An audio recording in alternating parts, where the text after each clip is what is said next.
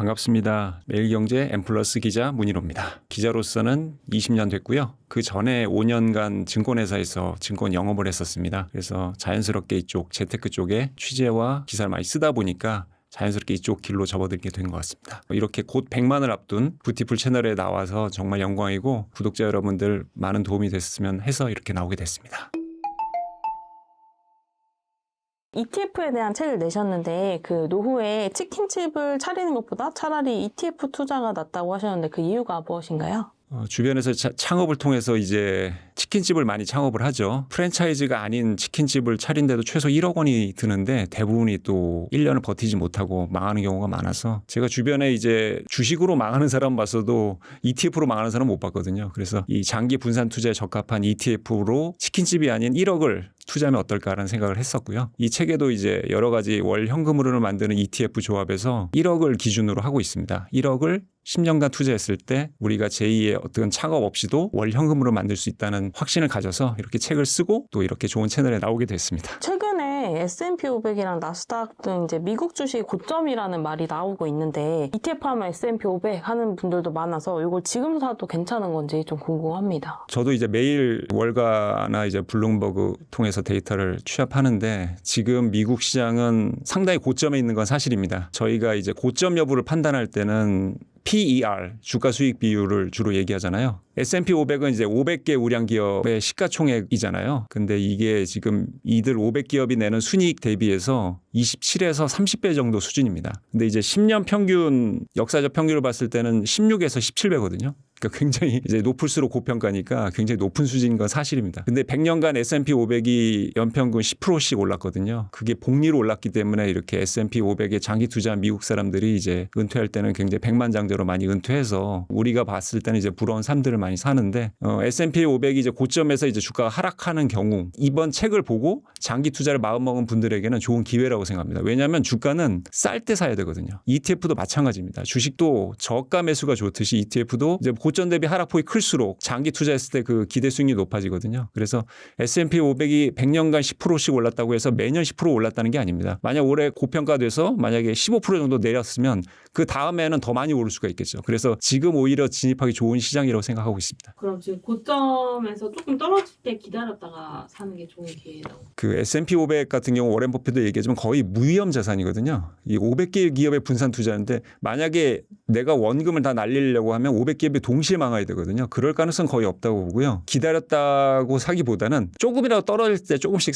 산다면 마음이 편해지실 거예요. 저도 5년간 이제 증권사에서 영업할 때 제 자산으로도 뭐 투자하고 고객들 자산을 투자했을 때 보면 항상 오를 때 많이 사게 되거든요. 마음이 급해서. 근데 S&P 500은 어차피 100년간 검증이 된 자산이기 때문에 여러분들께서 마음 편하게 뭐 미국에 있는 상장된 ETF를 사셔도 되고 국내에 상장된 ETF는 뭐 절세 혜택도 있으니까 편안하게 사서 모을 때 하락할 때마다 저 같은 경우는 이제 엑셀로 미리 이제 하락폭을 계산해 놓고 가격을 대놓거든요. 주식을 하시는 분들 무슨 뜻인지 아실 텐데 그냥 그렇게 해서 주무시면 됩니다. 장 전에 이렇게 마이너스 1%라든가 1%에 걸어놓고 다음날 사지면 뭐 좋은 거고 안 사져도 다음날 또 매수하면 되니까 조금 쌀 때 매수하셨으면 좋겠어요. 그래서 분산 투자하시는 자연스러운 그런 습관을 키우셔서 정말 이 인플레이션 시대, 고령화 시대에 자산을 정말 안정적으로 분량하셨으면 좋겠습니다. 그리고 현업에 집중하시고요. 그래서 마음 편하게 투자하셨으면 좋겠습니다. S&P 500 지수를 추종하는 그 대장 ETF가 세 가지가 있는데 그 보통 SPY, VO, IBB 이렇게 알려져 있어요. 그래서 요 세 개의 어떤 특징에 대해서 좀 비교를 해주신다면요. 여러분들이 잘 아시는 이제 스파이 같은 경우는 1993년에 상장했거든요. 가장 오래됐고요. 가장 유명하다 보니까 조금 비쌉니다. 그래도 0.09%라서 사실 거의 무시해도 되는 수준이고요. 스파이는 이제 스테이트 스트리트라는 자산운용사, 미국 자산운용사가 했는데 뭐 익숙하신 분도 있고 그러지만 삼성전자나 이제 국내 우량주들의 외국인 투자자이기도 합니다. 상당한 지분을 보유하고 있었고요. 지금도 이제 보유하고 있고 VOO는 이제 첫 V로 시작되는 그 뱅가드라는 자산운용사가 했는데 이제 비용률이 0.03%예요. 제가 여기서 비용률이라고 한다는 것은 연간 이제 ETF에서 ETF 그 운용사가 떼는 수수료 같은 거거든요. 그런데 이제 S&P 500을 기초자산으로 하는 그런 ETF들은 워낙 경쟁이 치열해서 서로가 이제 출혈 경쟁을 하는 상황이라서 비용은 거의 신경 쓰지 않으시고 가격이 하락할 때마다 매수하시면 되겠고요. IVB는 이제 그 유명한 블랙록. 오히려 블랙록인지 모르시는 분들이 많은데 이게 세계 최대 자산 운용사거든요. 레리 핑크가 진두지휘하는 그 운용사인데 이것도 0.03%로 비용률이 매우 쌉니다. 그래서 IBB를 사셔도 되는데 정말 이 세 개의 ETF는 재테크 기본이라고 생각합니다. 미국이 망한다고 생각하신다면 모르겠지만 이 미국 중심의 금융 투자 업계가 돌아간다고 생각한다면 반드시 보유하셨으면 합니다. 세 개 중에 뭐 개인적으로 선호하시는 ETF가 있으신가요? 선호하려면 제가 월급이 많아야 될 텐데 아마 같은 생각이실 거예요. 한 주당 가격에 보시면 이제 7, 80만 원 하는데 좀 부담스럽고요. 뭐 반드시 질문이 나올 거라 생각 제가 먼저 말씀드리면 SPLG라는 아까 스파이가 만든 그 운용사 똑같은 제품을 만들었는데 이거는 한 주당 10만 원밖에 안 합니다. 똑같이 S&P 500을 기초 자산으로 하지만 그래서 이걸 사시면 됩니다. 이것도 비용률이 0.03% 싸고요. 그래서 뭐 소액 투자자라면 주저없이 제가 추천을 하는데 아직까지 모르시는 분들이 많아서 이 기회에 좀 많이 알려줬으면 좋겠습니다. SPLG는 SPI 구성이랑 뭐 비슷한데 비용이 저렴하다. 네네. 주식으로 비유하면 그 액면 분할을 하셨다고 보시면 될 것 같아요. 그래서 소액 투자자들이 좀 더 쉽게 접근하기 위해 스테이트 스트리트라는 이 운용사가 소액 투자자들에게 편의성을 만들었는데 이게 여러분들 ETF를 볼 때 시가총액이나 뭐 순자산 규모로 보거든요. 근데 여러분들은 신경 안 쓰셔도 될 것 같아요. 이걸 혹시 보시는 분 중에 뭐 본인이 뭐 100조 정도 운영한다 이러시면 이제 이런 시가총액을 봐야 되거든요. 근데 국내 상장 ETF 기준으로 1,000억 원만 넘으면 여러분들이 그 운영하다가 내가 팔아야지 할 때 그냥 그 호가에 팔 수가 있어요. 근데 이제 너무 ETF 그 시가총액이 낮다 보면 제가 이 가격에 팔고 싶어도 한참 밑은 가격에 팔 수도 있어요. 이게 유동성이 떨어진다는 거거든요. 근데 이런 지금 말씀드린 네 가지 미국 상장 ETF들은 워낙 글로벌로 투자들이 많기 때문에 큰 걱정 안 하셔도 됩니다. 그 책에 성장성이 높은 ETF 섹션도 다양하게 소개해 주셨더라고요. 그럼 이제 나는 그냥 신경 안 쓰고 맘 편히 한 10년 묻어두고 싶다. 이런 분들이 좀 투자하면 좋은 가장 크게 성장할 수 있는 ETF는 어떤 게 있을까요? 10년 묻어둔다. 제가 이제 10년을 기준으로 한 거긴 합니다. 모든 그 ETF에 대해서. 근데 이제 저희 서학개미들 포트폴리오를 보면 이제 너무나 좀 뭐 테슬라나 엔비디아 그다음에 뭐 최근에는 팔란티어. 저희 서학개미들 정말 스마트하게 생각하는데 너무 변동성이 크고요. 이거를 장기 투자를 유지하기가 되게 쉽지 않습니다. 그 이들 종목들의 또 공통점은 배당을 거의 주지 않거든요.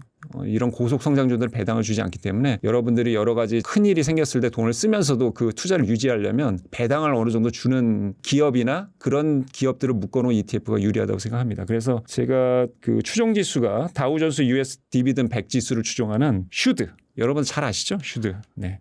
슈드는 이제 최근 10년 연속 배당을 준 기록이 있어야지 이 슈드 안에 들어올 수가 있습니다. 그리고 시장 규모도 최소 5억 달러, 시가총액이 5억 달러 이상, 그다음에 현금 흐름 대비 부채 비율이나 이런 것들이 어느 정도 재무 안정성이 뛰어나야 되기 때문에 거의 망하기가 어려운 그런 기업들로 구성이 되어 있습니다. 그래서 이 100개 종목에 투자하는 슈드. 슈드 같은 경우 올해는 인기가 좀 없었습니다. 왜냐하면 말씀드린 이제 팔란티아나 이런 고속 성장주들이 활약한 시기였거든요. 근데 이런 가치주들은 한번 조금 주가 상황에서는 많이 오르지 않더라도 배당을 꾸준히 주기 때문에 슈드는 분기 배당주죠. 분기 배당 ETF인데 분기로 꾸준히 주기 때문에 10년 동안 안정적으로 주가가 안 오더라도 배당금을 챙길 수 있기 때문에 좋은 투자 방법이라고 생각합니다. 그리고 상당히 안전성. 만약에 이제 내가 뭐 테슬라나 엔비디아나 팔란티어 비중이 높다고 하면 반드시 이런 종목들은 가져갈 필요가 있겠죠. 그 방금 말씀해 주신 것처럼 이제 그런 매그니피센트 세븐 뭐 이런 것들은 굉장히 변동성이 크고 또 최근에 미국 경제에 곧 이제 경기 침체가 올 수도 있다 이런 우려들도 많던데 이런 하락 가능성을 대비해서 하락이 와도 괜찮은 안정성이 높은 ETF들은 어떤 게 있을까요? 말씀드린 이제 슈드가 있고요. 그다음에 뱅가드 밸류 즉 VTV라는 미국 가치주 중심의 ETF가 또 있습니다. 이것도 역시 배당 수익률이나 PER, 뭐 PBR, PSR 이런 것들을 기준으로 해서 저평가된 종목들을 하고요. 그다음에 모닝스타에서 만든 또 좋은 ETF가 있는데 DGRO라는 또 ETF가 있죠. 요거는 5년 이상 연속 배당금을 증가시킨 기업들이 들어오게 됩니다. 그리고 배당 성향이 75% 이하. 근데 배당 성향이 높다고 꼭 좋은 게 아니거든요. 배당 성향이라는 거는 이제 순이익에서 얼마나 배당을 많이 주는지 배당 의지를 뜻하는데 75%가 넘어가면 사실상 뭐 리츠 수준이 돼버리거든요. 무조건 배당을 해야 되는. 그러다 보면 이제 주가 성장이 거의 꺾이기 때문에 상당히 합리적인 ETF 접근 방식이라고 해서 제가 관심 있게 봤고요. 책에도 소개해놨습니다. 이런 가치주 ETF를 본인의 성향에 맞게 섞으시면 되는데 저 같은 경우는 이제 제가 이제 증권사 출신이고 상장사 기업의 재무 회계를 주로 집중하다 보니까 저는 이제 ETF를 고를 때 기업을 먼저 선호하는 기업들이 묶여져 있는 ETF, 즉 이제 바름 업다운이거든요. 요즘은 이제 탑다운 방식이죠. ETF 어떤 테마를 딱 보고 그 다음에 이제 그 기업들이 어떤 기업들이 있는지 이제 살펴보는 경우가 많은데 저 같은 경우는 바름업인데 결국 ETF를 요리라고 비유한다면 좋은 재료가 있어야지 이제 결국 맛이 있거든요. 그래서 ETF를 고르실 때 좀 이렇게 종목들에 본인 성에 맞는 종목들이 먼저 보시고 그 다음에 그런 종목들을 많이 포함하고 있는 ETF들을 그렇게 하는 것도 좋은 방법이라고 생각합니다. 그래서 서학개미들 아무래도 이제 개별 종목 중심이기 때문에 지금 이미 미국 주식에 투자하시는 분들은 그런 성향과 조금 반대되는 그런 ETF 지금 방금 설명드린 슈드라든가 VTV라든가 DGR 같은 가치주 중심을 섞는다면 상당히 오늘은 이 주식이 빠져도 지금 VTV는 오르고 있고 이런 상황이거든요. 그래서 좀 마음 편한 투자를 하셨으면 좋겠어요. 마음 밤잠 못 이루시고 저도 그런 경험을 해봤지만 그런 투자보다는 좀 이렇게 포트폴리오를 분산해서 10년 이상 그리고 그 1억을 모으기까지 얼마나 힘드셨습니까? 그 1억 그 절약해서 모은 돈들을 소중하게 지키는 투자를 하셨으면 좋겠습니다. 그 책에서 소비재 ETF는 좀 어떠한 환경에서도 돈이 벌린다 이런 얘기도 해주셨는데 소비재 ETF에서 좀 추가로 소개해 주실 수 있을까요? 소비재 ETF 사실은 월마트랑 코스트코거든요. 그냥 단언하면 월마트는 정말 세계에서 가장 많은 인력을 고용하고 있는 직원 수만 250만 명이죠. 그래서 그 위세 등등한 도널드 트럼프 대통령도 월마트 CEO를 맡을 때 긴장했다는 250만 표가 움직이지 않겠습니까? 어쨌든 미국은 즉 소비거든요. 미국은 소비 국가입니다. 그래서 적자 경제 구조거든요. 다른 나라에 그래서 달러를 수출해서 결국에는 그 달러 패권을 유지하는 그런 구조였는데 트럼프 대통령이 이제 그것도 못 참겠다 그래서 이제 그 적자 규모를 줄이겠다고 관세를 펼치고는 있습니다만 미국 전체 역사로 봤을 때 미국은 소비를 많이 해서 달러를 전 세계로 파급시키는 그런 경제 구조입니다. 그때 미국 사람들이 가장 많이 찾는 곳은 월마트죠. 월마트는 이제 최저가 기준으로 해서 항상 그 사람들에게 가장 값싼 가격을 하는데 최근에는 이제 뭐 엑소모빌이나 이런 데에서 회원제로 많이 전환을 했습니다. 그래서 기름도 싸게 넣고 상품도 싸게 사고 우리나라는 조금 소비 패턴이 다르죠. 월마트는 우리나라에서는 실패했습니다. 그래서 철수를 했지만 미국에서는 엄청나게 많이 사거든요. 일주일에 한 번씩 가서 뭐 매대를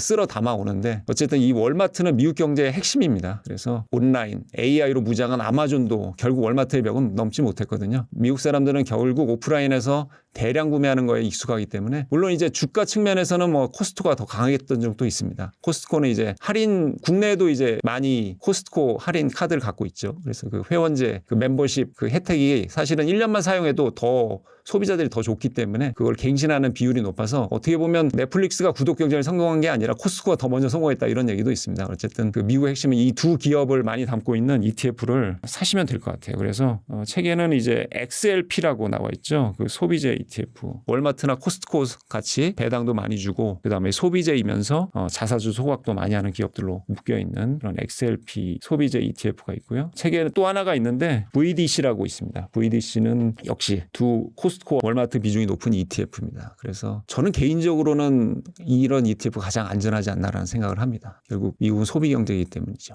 그럼 최근에 뭐 좀 미국도 물가가 올라서 소비가 위축됐다 이런 유튜브 영상들도 많은데 그런 거랑 좀 무관하게 소비재는 좀 안전하다고 보시는 건가요? 소비를 안 할 수는 없더라고요. 저도 이제 월마트랑 코스트코가 주춤했을 때도 있었습니다. 왜냐하면 그 이전 정권 조 바이든 시절에 이제 어떻게 보면 가난한 사람들이 물건을 훔쳐갈 때 좀 놔둬라. 뭐 $900 이상 뭐 이하로 훔쳐갈 때는 그냥 경찰도 개입하지 않는다. 뭐 그렇게 해서 상당히 손실이 컸는데 그런 거를 다 극복하고도 남은 기업들이 이제 이런 유통업체들이거든요. 그래서 사실 뭐 이마트도 월마트를 따라한 거고 그리고 월마트는 특히나 이 실적 이상의 어떤 또 다른 게 있습니다. 이게 직원 주주 지급제라고 해서 월급 대신에 주식을 주거든요. 그 직원들 기꺼이 받습니다. 월마트 주가는 뭐 거의 떨어져 본 적이 없기 때문에 그렇게 해서 이런 물론 소비가 떨어지고 월마트가 실적이 하락할 수는 있지만 주가가 하락할 것이 아니라 또 다른 문제. 애플과 비슷합니다. 사실은 월마트는 주주단에서 잘하는 기업들이기 때문에 말씀하신 대로 이제 미국 소비가 위축될 수는 있어도 월마트 주가는 강할 수 있다라고 말씀드리겠습니다. 한 달 월급 중에서 남는 돈을 그냥 무지성으로 뭐 파킹 통장이나 예금에 그냥 넣어두시는 분들도 많은데 이런 예금이나 예적금에 넣을 거면 차라리 여기 넣어라 하는 ETF가 있을까요? 절세 계좌에 같이 투자할 수 있는 코덱스 머니마켓 액티브 ETF라는 게 있습니다. 수익률이 한 3% 후반에서 4%인데 요즘 시중은행 3%가 좀 쉽지 않은 걸로 알고 있습니다. 그런데 4%를 그냥 안정적으로 준다라고 생각하면 세금도 안 내고 좋은 것 같습니다. 이거 국내 상장 ETF거든요. 만약에 4% 금리를 만약에 시중은행에서 받으려고 하면 여러분들이 뭐 최초 뭐 급여 이체라든가 뭐 신용카드를 많이 써야 되는 이런 각종 제약들이 많거든요. 이거는 제약도 없고 그리고 뭐 고금리 예금금리라고 해서 딱 가입하려고 했더니 뭐 월 30만 원 이하 이렇게 제한이 있거든요. ETF는 제한이 없지 않습니까? 그래서 목돈을 잠깐 주차하기에는 이런 것들이 좋은 것 같습니다. 왜 어떻게 이게 안정적 4%를 주냐면 이게 구성 종목이요. 초단기 채권, 부도날 일 거의 없는 기업어음, 그다음에 양도성 예금 증서 우리가 쉽게 CD라고 말하죠. 이런 거를 거의 800개 정도 갖고 있습니다. 그래서 그냥 어떻게 보면 이게 금융상품의 예술인 것 같아요. ETF는 우리가 최근 100년 역사에서 최고의 발명품이 아이폰인 뭐 스마트폰이라고 하지 않습니까? 저는 금융투자업계에서는 ETF라고 생각합니다. 그래서 자신 있게 소개해드리는 것 같습니다. 부티풀 구독자분들이 배당 ETF에 굉장히 관심이 많으신데 배당 ETF 하면 아까 소개해주신 슈드랑 그 제피가 대표적인데 책에는 그 배당 파트에서 제피가 먼저 나오더라고요. 그 이유가 있으실까요? 제피는 이제 높은 월간 배당 수익이랑 안정성이 뛰어난 또 변동성이 좀 낮은 편입니다. 그리고 우수한 위험 조정 수익률이 있고요. 제피는 이제 기술주 중심의 성장형 포트폴리오거든요. 그래서 아무래도 이제 배당과 함께 높은 주가 성장, 자산도 커져야 되니까. 그래서 제피를 소개시켜드렸는데 쉽게 얘기하면 제피는 S&P 500 우량주 중심이고 여기다가 이제 커버드 콜 전략을 구사하는 겁니다. 최근 이제 커버드 콜 전략이 많이 ETF 업계에서 유행하고 있잖아요. 이거는 이제 매달 꼬박꼬박 어떤 배당금 ETF에서는 분배금이라고 하는데 이 분배금 원하는 투자자들을 위해서 어떻게 보면 그 자산 운용사들이 머리를 굴려서 나온 어떤 전략입니다. 커버드 콜을 이해를 하셔야 되는데 이걸 어떻게 보냐에 따라서 어떤 사람들은 이제 선물 옵션보다 훨씬 위험하다. 이거 고위험이다. 이거 일반 사람들이 하기 위험하다라고 하는 경우도 있고요. 제한된 커버드 콜 전략은 오히려 안정적이다. 특히 뭐 요즘처럼 이제 불확실성이 클 때 안정적으로 손실을 좀 방어하는 손실을 완벽하게 방어할 수는 없지만 그 프리미엄 분배금이 나오기 때문에 손실을 좀 줄일 수는 있거든요. 그런 상황에서 이제 이 제피 같은 ETF가 뜨고 있는데 제가 제피로 올인하는 뜻은 절대 아닙니다. 여러분들이 이제 여러 가지 자산 중에서 이렇게 하면 매달 현금이 나오니까 좋다라는 의미에서 추천드리는 거고요. 이 책을 보고 한번 본인도 직접 그런 포트폴리오 짜보셨으면 좋겠습니다. 책에 제피보다 더 높은 고배당률을 자랑하는 ETF가 최근에 나왔다고 소개해 주셨는데 어떤 건지. 사실 이제 영어로 되어 있다 보니까 많이 어려울 텐데 이름도 비슷합니다. JPQ라고요.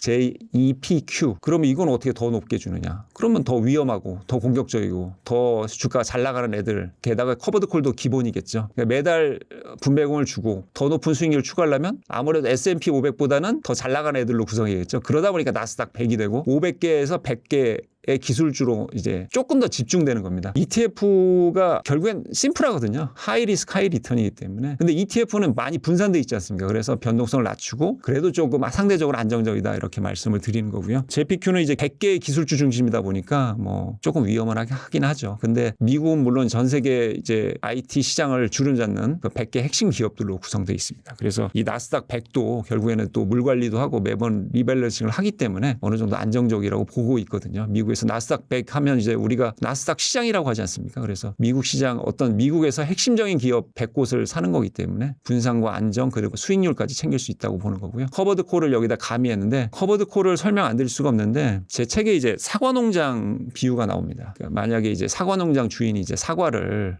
이제 팔아야 되잖아요. 근데 사과가 100원이었는데 사과값이 만약에 뭐 80원으로 떨어졌으면 20원 손실을 그냥 보는 거 아닙니까? 근데 이제 그 사과를 110원에 팔 수 있는 그런 어떤 제가 콜옵션 권리를 갖고 있다고 생각하면 그거를 이제 매도를 하면 프리미엄 10원을 챙길 수 있지 않습니까? 20원이 떨어진 상황에서 저는 10원을 챙겼으니까 이미 사과는 제 손에 없고요. 저는 10원을 챙긴 거지 않습니까? 가만히 있었으면 마이너스 20원인데 그래서 손실을 10 정도 방어했다고 보는 거거든요. 여기서 비유에서는 이제 사과만 봤지만 제가 이제 기초자산은 보유한 채로 이제 콜옵션을 매매하는 거기 때문에 주식 하락은 어쩔 수 없잖아요. 근데 이제 그 절반 정도 손실을 만회한 거니까 그런 의미에서는 이제 커버드 콜이 이제 횡보장에서 좀 유리하다고 말씀을 드리는 겁니다. 본격적인 하락장에서는 역시 손실 방어가 100% 하기 어렵고요. 또 이게 커버드 콜의 절정적 약점은 주가가 잘 나갈 때입니다. 그래서 만약에 사과값이 뭐 120원 됐으면 저는 이미 그 권리를 포기했기 때문에 10원만 챙기고 50원의 그 이익은 포기한 셈이 되지 않겠습니까? 그래서 그런 의미에서 또 본격적인 상승장에서는 또 어려운데 그러니까 결국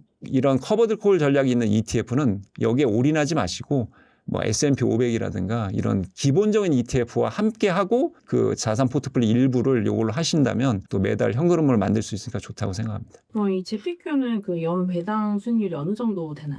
JPQ는 이제 두 자릿수가 넘게 되는 거죠. 지금 기준으로 JP가 만약에 8에서 10% 연 그렇게 보면 JPQ는 10에서 12%. 근데 주가를 보시면 거의 또 뭐 3년, 5년 기준으로 보면 거의 안 올랐어요. 결국 이제 이런 상품의 구조는 이제 비판하는 입장에서는 결국 원금을 까먹고 미리 내주는 거 아니냐 이런 비판이 있는데 만약에 10년 정도 투자하시면 결국에는 올라 있거든요. 조금이라도. 그래서 이제 그런 비판에서 피하려면 결국 장기 투자가 핵심입니다. 여러분.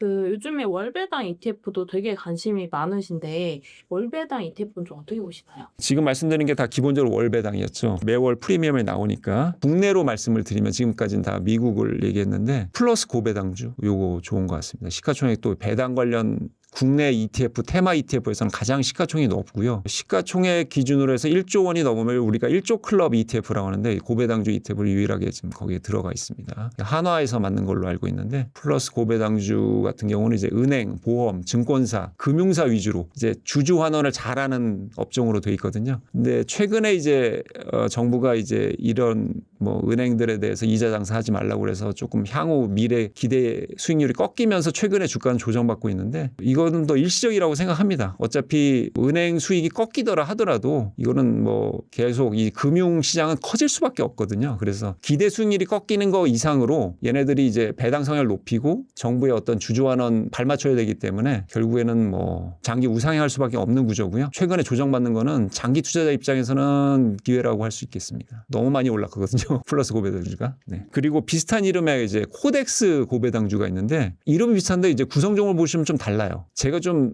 최근에 기사 썼지만 눈여겨본 거는 현대기아차는 사실 한 몸인데 현대기아차가 의미 있게 들어가 있거든요. 얘네를 합치면 현대차 그룹 비중이 가장 높습니다. 그래서 은행주 중심의 플러스 고배당주, 그다음에 현대차 그룹 중심의 코덱스 고배당주. 국내 운영사들 잘하고 있는 것 같아요. 그 이름만 보지 마시고 그 안에 있는 이제 구성 종목을 꼭 보시고 시가총액도 확인하시고 비용 부담률도 확인하셔갖고 현명한 투자를 장기적으로 하셨으면 좋겠습니다. 월배당 ETF를 고를 때는 어떤 기준으로 좀 고르면 좋을까요? 우리가 탁 내세우는 거는 연 배당률이겠죠. 그래서 우리가 두 자릿수 많이 현혹되는데 제가 미국 주식을 이제 증권사에 5년 다녔을 때 당연히 국내 주식 위주였죠. 뭐 1999년에서 2004년까지였으니까. 2004년 이후에는 이제 자연스럽게 제가 국내 주식을 하기는 어렵잖아요. 지금 국내 법상 또 뭐 증권부 기자가 그걸 국내 주식을 하는 거는 좀 나중에 문제가 될 수 있기 때문에 자연스럽게 해외 주식으로 갔는데 미국도 배당을 잘 주면서 주가가 꾸준히 오르는 기업 그런 우량주 묶음은 결국 3%대에서 수렴하더라고요. 미국에서 만약에 배당률이 6% 7% 넘어가면 리츠이거나 뭐 좀 고위험 주식일 가능성이 높아요. 주가는 내려가고 배당률만 높은 이런 배당률이 지나치게 높다기보다는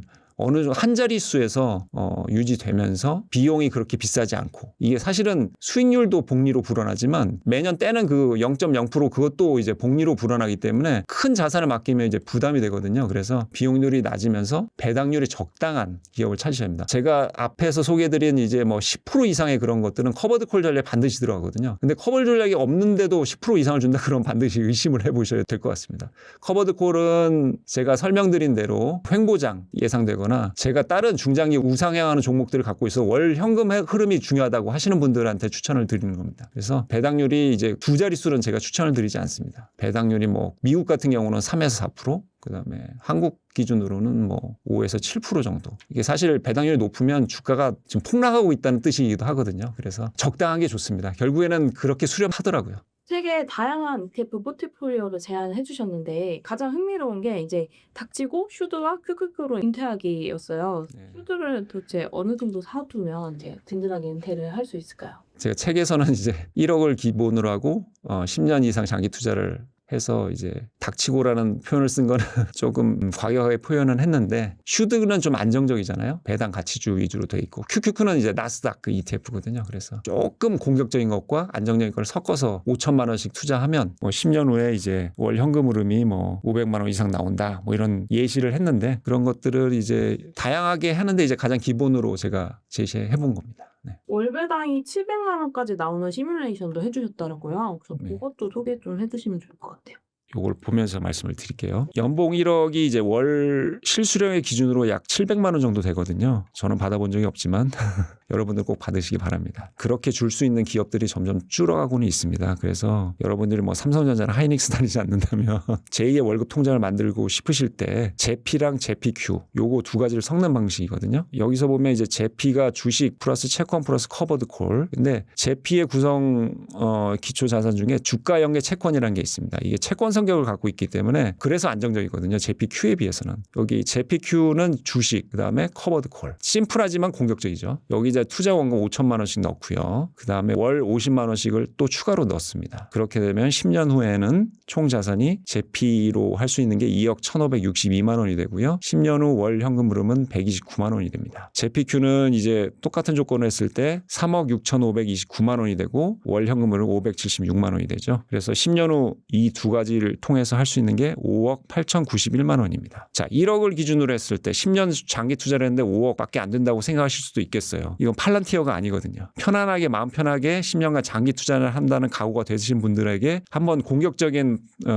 운영 방식을 택한 겁니다. ETF도 너무 많이 섞다 보면 그 월 현금 흐름이 떨어질 수가 있거든요. 제피큐는 이제 사실 이렇게 월 현금이 나오려면 두 가지 조건을 충족해야 됩니다. 배당도 많이 줘야 되지만 주가가 또 너무 오르면 안 됩니다. 왜냐하면 주가가 많이 오르게 되면 제가 주가가 계속 오르는데 살 수 있는 뭐 50만 원 추가한다고 했을 때 살 수 있는 주수가 떨어지잖아요, 오히려. 그래서 이런 거를 절묘하게, 그러니까 월 현금 흐름이 중요한 분들에게 추천드리는 거고요. 조금 어떻게 보면 극단적인 포트폴리오로 할 수도 있겠습니다. 심플하게 제피랑 제피큐로 700만 원 만드는 방식. 여기에는 이제 과세는 적용했는데 기타 보수는 불포함을 했거든요. 제가 뭐 세금 전문가는 아니고 또 이런 ETF의 비용도 계속해서 낮아지는 추세여서 일단 이런 마음가짐을 해보면 여러 가지 또 좋은 조건들이 생길 수 있으니까 한번 이렇게 10년 전에 마음을 먹어보시면 어떨까 해서 제가 책에 한번 예시로 제시해봤습니다.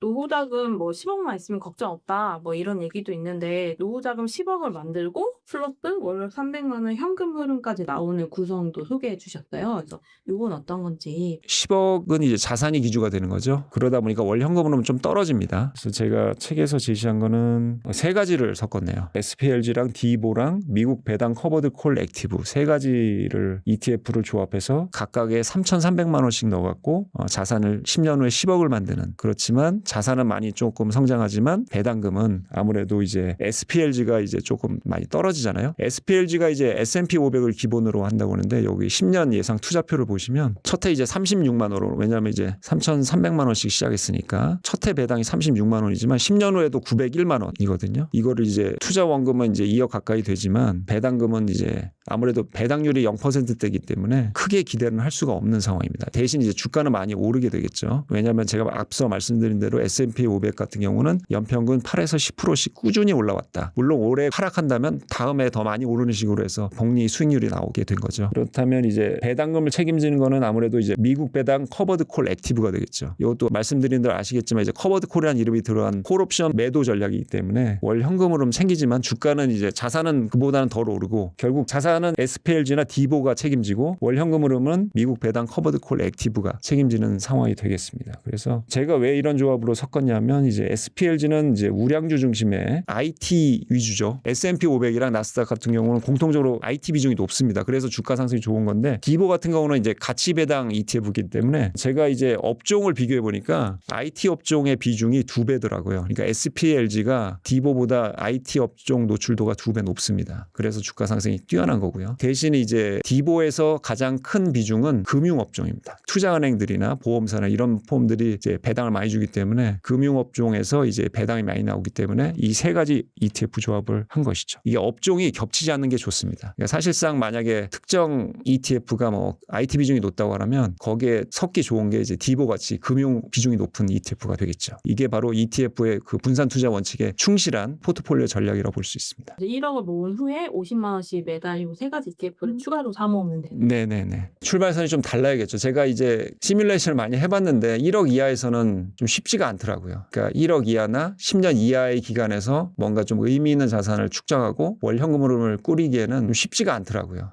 1억을 뭐 여러 아마 부티풀 채널에 나오신 여러분들도 1억을 일단 모아봐라 이런 조언을 많이 했던 걸로 알고 있는데 예전에 1억이랑 많이 달라졌죠. 예, 인플레이션 시대가 되고 물가가 워낙 오르기 때문에 출발선을 조금 많이 절약하시고 자신의 노후를 위해서 돈을 조금 아껴서 저도 아직 못했지만 많이 해서 이 책대로 하시는 분들이 꼭 나오셨으면 좋겠습니다. 국내형 ETF 같은 경우는 ISA 계좌에서 좀 많이 사모으시는데 이렇게 일반 계좌에서 사모으는 거랑 ETF를 IS나 뭐 IRP 등 절세 계좌에서 사모으는 거의 그 대략적인 금액 차이가 어느 정도 날까요?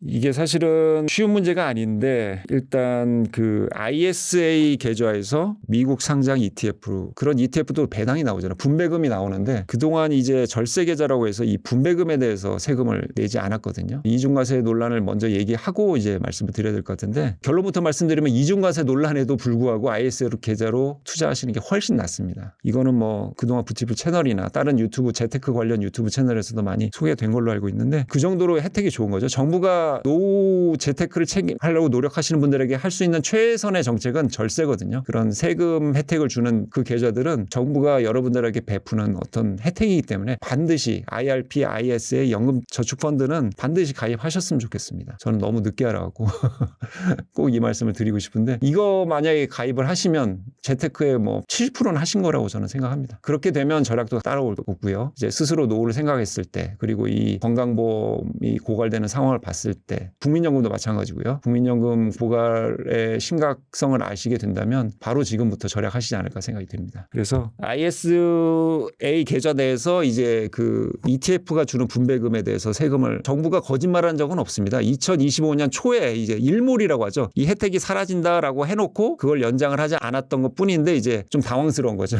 일몰이라는 거는 수년 전에 예고가 됐던 거고 지금 당장 분배금 줄어든 거는 이제 우리 파워캠이나 이제 투자자들이기 때문에 올 초에 이제 야단이 났었죠. 그래서 이중과세로 하는 거는 이제 정부 입장에서는 이게 아니 너무 국내 절세 계좌로 미국 상장된 ETF에서 주는 분배금까지도 면제해 주는 건 너무 지나친 혜택 아니냐라는 게 정부 입장이고 투자자들은 지금까지 했던 걸 왜 사전 예고도 없이 갑자기 줄이느냐라는 그래서 논란이 됐던 거고요. 그럼에도 불구하고 지금 IS 계좌 내에서 이자나 이제 분배금으로 받을 때 자동으로 15.4%의 금액을 떼게 되거든요. 그리고 비과세 한도인 200만 원 이상에서는 9.9%의 분리과세를 합니다. 요거를 제가 대신 계산해 봤는데 500만 원 기준으로 했을 때 IS 계좌로 하시면 총 세금이 45.1만 원, 일반 계좌에서는 77만 원입니다. 그러니까 당연히 뭐 IS가 나은 것이니까 이중과세 불편하시겠지만 여러 가지 정부가 이제 공평한 어떤 그런 정책을 펴다 보니까 나온 어떻게 보면 실수기도 하지만 그런 우여곡절 끝에서도 절세 계좌, ISA나 연금저축펀드나 이런 데서 투자하는 게 훨씬 낫다는 거를 말씀드리겠습니다. ISA 계좌를 이제 한도 계좌를 이월해가지고 한도를 늘리면 1억까지 넣을 수 있는데 네. ISA에 1억을 묻어두고 보니까 책에서 10배 불리는 ETF 포트폴리오가 있더라고요. 이게 꼭 네. 소개해 주시면 좋겠어요. 제가 절대 책을 팔려고 이렇게 뭐 과감하고 막 뭐 유튜브 제목에 꽂힐 만한 이런 제목들을 한 건 아니고 제가 정말 원하고 왜냐하면 지금 10배 불린다고 해도 이 인플레이션 시대에는 우리의 자산이 끊임없이 높기 때문에 우리의 자산을 계속 동결하고 다른 자산으로 바꿔놓고 이렇게 계속 냉장고로 옮겨놔야 되거든요. 지금 시중은행의 예금 4%짜리 들으면 인플레이션 5%인데 계속 녹지 않겠습니까? 그래서 게다가 뭐 통화 정책을 통해서 전 세계는 계속해서 통화 가치를 떨어뜨리고 있죠. 왜냐하면 통화량이 증가하니까. 그래서 ETF나 이런 다른 자산으로 바꿔놔야 되는데 제가 10배 불리는 ETF 포트폴리오는 정말 생각을 많이 했고 제가 하고 있는 것도 실제로 있으니까 자신 있게 말씀을 드리는데 미국이랑 한국 그다음에 금에다가 투자하는 겁니다. 그래서 미국은 앞서 말씀드린 대로 절세 계좌에 해야 되니까 코덱스 S&P 500 요거는 뭐 지금 기준으로 뭐 비용률이 싸고 뭐 기대 수익이 높아서인데 이거는 언제든지 바뀔 수 있습니다. 이거는 지금 뭐 삼성자산운용이나 미래에셋이나 뭐 한화나 뭐 엄청 열심히 하고들 있기 때문에 계속 그 비용률이 떨어지고 있거든요. 이 책이라는 거 어느 순간 잘라서 소개하는 거기 때문에 이게 정답이라고 생각하시면 안 되고 이 책은 일종의 어떤 뭐 기본으로 깔아두시고 이걸 통해서 계속 투자자들이 좀 연습을 하고 뭐 엑셀로 계산도 해보시고 뭐 셀러리 버프인가 뭐 이런 계산기로도 배당 재투자도 계산해 보시고 이렇게 하시는 게 좋을 것 같습니다. 저도 그렇게 해봤고요. 세 가지 3등분해서 넣는데 미국은 이제 코덱스 S&P 500 이거는 이제 기초 자산은 미국 거지만 국내 상장 ETF죠. 그리고 한국은 타이거 200 커버드 콜 이거는 이제 코스피 200 우량주죠. 요즘 좀 잘 나가고 있잖아요.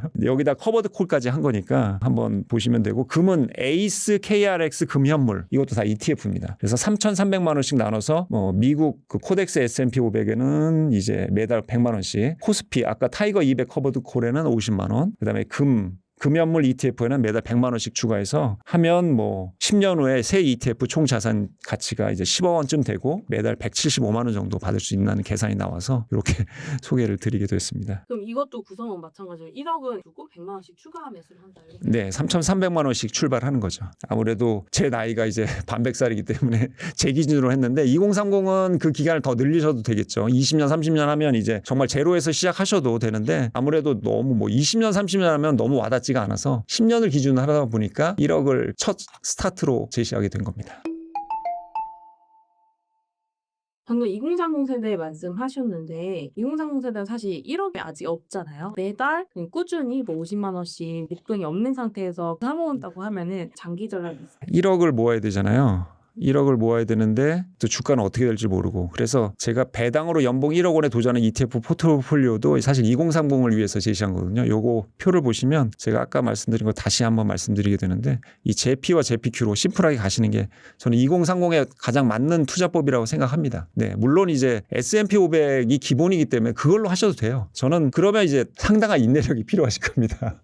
주가는 오르지만 배당이 거의 별로 안 나오기 때문에 10년 투자했는데 매달 2, 30만 원 이러면 좀 사실 좀 어렵잖아요. 그래서 배당도 좀 월 현금으로도 있으면서 자산도 손해볼 가능성이 거의 없는 이 조합으로 한번 해보시면 나쁘지 않을 것 같습니다. 여기서는 이제 투자 원금이 5천만 원씩이라고 했는데 이걸 제로에서 시작하셔도 되겠죠. 책은 사실은 제가 이 책을 쓰고 이제 출판사에 넘겼을 때 제가 바로 대상포진이 걸렸습니다. 저는 매우 즐겁게 제 노후를 생각한다면서 한 거고 힘든지 몰랐는데 제 몸은 힘들었었나 봐요. 그만큼 최선을 다한 책이긴 합니다. 근데 이제 이 책이 나오는 순간 또 대상포진이 사라지더라고요.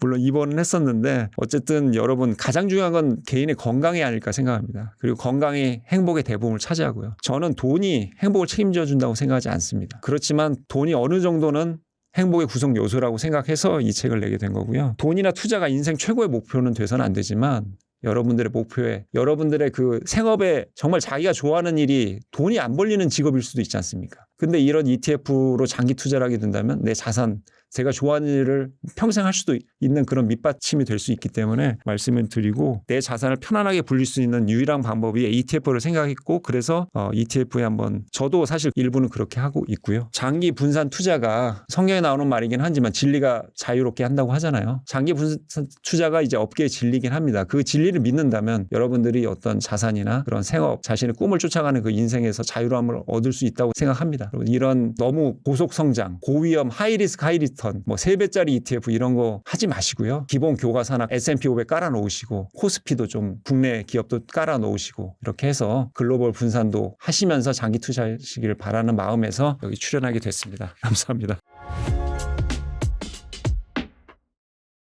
네, 안녕하세요. 저는 경제적 자유를 꿈꾸는 2030 분들을 위한 재테크 정보를 나누고 있는 이치한 재테크라고 합니다. 만나서 반갑습니다. 네, 채널에서 직접 월 300만 원 직장인을 위한 현실적인 1억 모으기 방법을 알려주셨어요. 저희 구독자분들께도 소개해 주신다면요? 네, 우선 제가 4단계로 나누어서 소개를 드렸었는데요. 우선 첫 번째는 이제 현재 수입이 얼마나 되고 지출이 얼마나 되는지 확인하는 겁니다. 제 생각보다 제 또래 많은 분들이 한 달에 얼마를 벌고 얼마를 쓰시는지 잘 모르시더라고요. 그래서 수입 같은 경우에는 월급 명세서를 떼보시고요. 지출의 경우에는 한 3개월치 현금, 신용카드, 체크카드 내역을 뽑으셔서 평균치를 내보시면 지출도 확인하실 수가 있고요. 또 이 중에서도 특히나 고정비 내역을 확인하시는 게 저는 중요하다고 생각을 합니다. 그 이유는 이제 고정비라고 하면 여러 가지 항목이 있지만 또 구독료나 이런 것처럼 좀 작은 금액들도 포함이 되거든요. 근데 이런 것들이 1년 12달이 쌓이면 굉장히 큰 금액이 되기 때문에 이런 지출 항목에서도 고정비 항목 확인하시고, 차츰차츰 줄여나가시는 게 중요할 거고요. 두 번째로는 이제 월급의 절반을 떼어놓고 지출을 하는 겁니다. 선저축, 후지출하는 습관을 들이시는 건데요. 월 300만 원 직장인이라면 한 150만 원 정도가 되겠죠. 그런데 이제 월급 절반으로 제가 목표를 잡은 거는 월급 절반은 초보자분들도 쉽게 도전하실 수 있는 목표이기 때문입니다. 뭐 본가에서 출근을 하시건 자취를 하시건 어떤 분들도 쉽게 도전하실 수 있는 목표이기 때문에 이렇게 잡았고요. 월급 절반에서 시작하셔서 차츰차츰 저축률을 높여가시는 게 무엇보다 중요할 겁니다. 그러면 이제 월급 300만 원이 있다면 이 150만 원을 어떻게 굴리는지가 중요할 텐데요. 저는 이렇게 세 가지 항목으로 나눠서 활용을 할 것 같습니다. 우선 첫 번째는 이제 청년 도약 계좌를 활용하시는 건데요. 이건 많이 아실 수도 있는데 이제 연 최소 4.5%의 금리를 주고 또 소득에 따라서 정부 기여금이 더해지면 5년 뒤에는 최대 5천만 원의 목돈을 만들 수 있는 청년들을 위한 계좌입니다. 이걸 활용하시는 게 굉장히 1억을 모아가시는 데 도움이 되시리라 생각하고요. 두 번째는 이제 고금리 적금을 활용하시는 겁니다. 최소 4% 그리고 많게는 7에서 8%까지의 고금리 적금이 아직까지도 있긴 하거든요. 이런 것들은 금액이 20만 원, 30만 원 이렇게 좀 적기는 하지만 잘 활용하시면 또 수익률을 높여가시는 데도 도움이 되리라 생각하고요. 마지막이 가장 중요합니다. 저는 ISA 계좌에 50만 원 정도를 납입을 하시고 S&P 500이나 나스닥 100과 같은 미국 대표지수 ETF에 한번 투자를 해보시는 게 좋을 것 같습니다. 요 두 종목은 미국 우량한 기업들을 한꺼번에 투자하는 종목들인데요. 꾸준히만 투자한다면 초보자분들도 충분히 S&P 500은 7%의 수익률, 또 나스닥 100은 10%의 수익률도 내실 수가 있기 때문에 이걸 잘 활용하셨으면 좋겠습니다. 네, 좀 전에 고금리 적금 말씀하셨는데 혹시 지금 예적금을 시작하고 싶은 분들에게 추천해 주실 만한 고금리 통장 상품이 있을까요? 우선 제가 세 가지를 준비를 해왔는데요. 첫 번째는 청년 도약 계좌입니다. 앞서 말씀드린 것처럼 연 최소 4.5%에서 최고 6%까지의 이율을 가지고 있고요. 5년 만기 상품이고 월 최대 70만 원까지 납입을 하실 수 있습니다. 정부 기여금을 소득에 따라서 더하게 되면 이제 5년 뒤에 5천만 원까지 목돈이 가능하고 요 계좌는 만 19세부터 34세까지만 가입이 가능하기 때문에 이제 2030 세대들이라면 꼭 활용을 해보셨으면 좋겠고요. 또 두 번째는 우리은행 우리 퍼스트 적금 2 상품입니다. 이건 이제 2.5%의 기본금리가 들어가는데 신규 고객의 경우에는 또 예적금 미보유 고객의 경우에는 최대 6%의 금리를 추가적으로 줍니다. 이제 우대금리 조건이 까다롭지가 않은 적금이라서 가지고 왔고요. 이제 월 30만 원 또 9개월 만기 상품이라 좀 적은 금액, 짧은 기간이라는 것이 있지만 또 이걸 잘 활용하시면 충분히 수익률을 높이실 수 있으리라 생각이 듭니다. 그리고 세 번째는 이제 제주은행 MG플랜 적금이 있습니다. 이거는 비교적 긴 기간 납입을 하실 수 있는 상품이라 가지고 왔고요. 또 금리 같은 경우에도 우대금리를 하시면 또 최고 5.15%까지도 받으실 수가 있는 상품이거든요.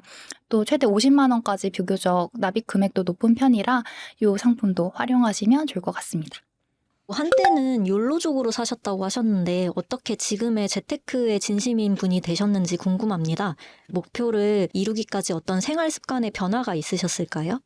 우선 저는 굉장히 평범한 가정에서 자랐습니다. 엄청 부족한 것도 없고 그렇다고 엄청 풍요로운 생활도 절대 하지 않았거든요.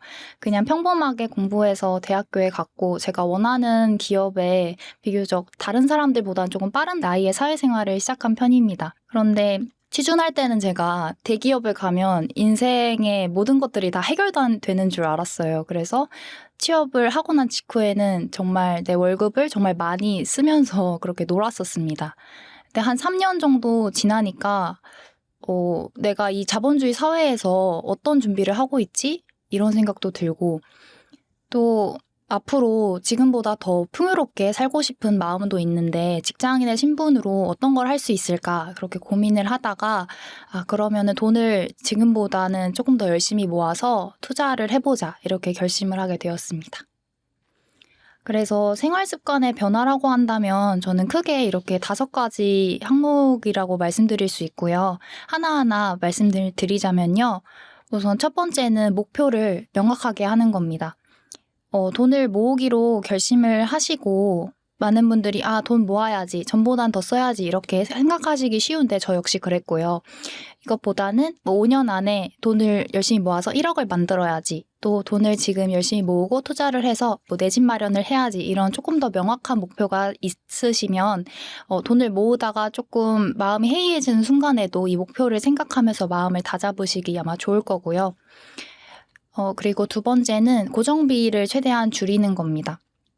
이제 고정비 항목이 이렇게 나와 있는데 저는 이 중에서 특히나 통신비 같은 것도 조금 저렴한 요금제로 바꿔서 줄일 수 있었고요. 구독 서비스도 웬만한 거는 다 해지를 하고, 또 교통비도 기후동행 카드나 K패스 같은 걸 활용을 해서 거의 절반 이상 줄일 수가 있었습니다. 이제 앞서 말씀드린 것처럼 고정비는 쌓이면 큰 금액이 뜨기 때문에 고정비 항목을 줄여보시는 노력을 꼭 해보셨으면 좋겠고요.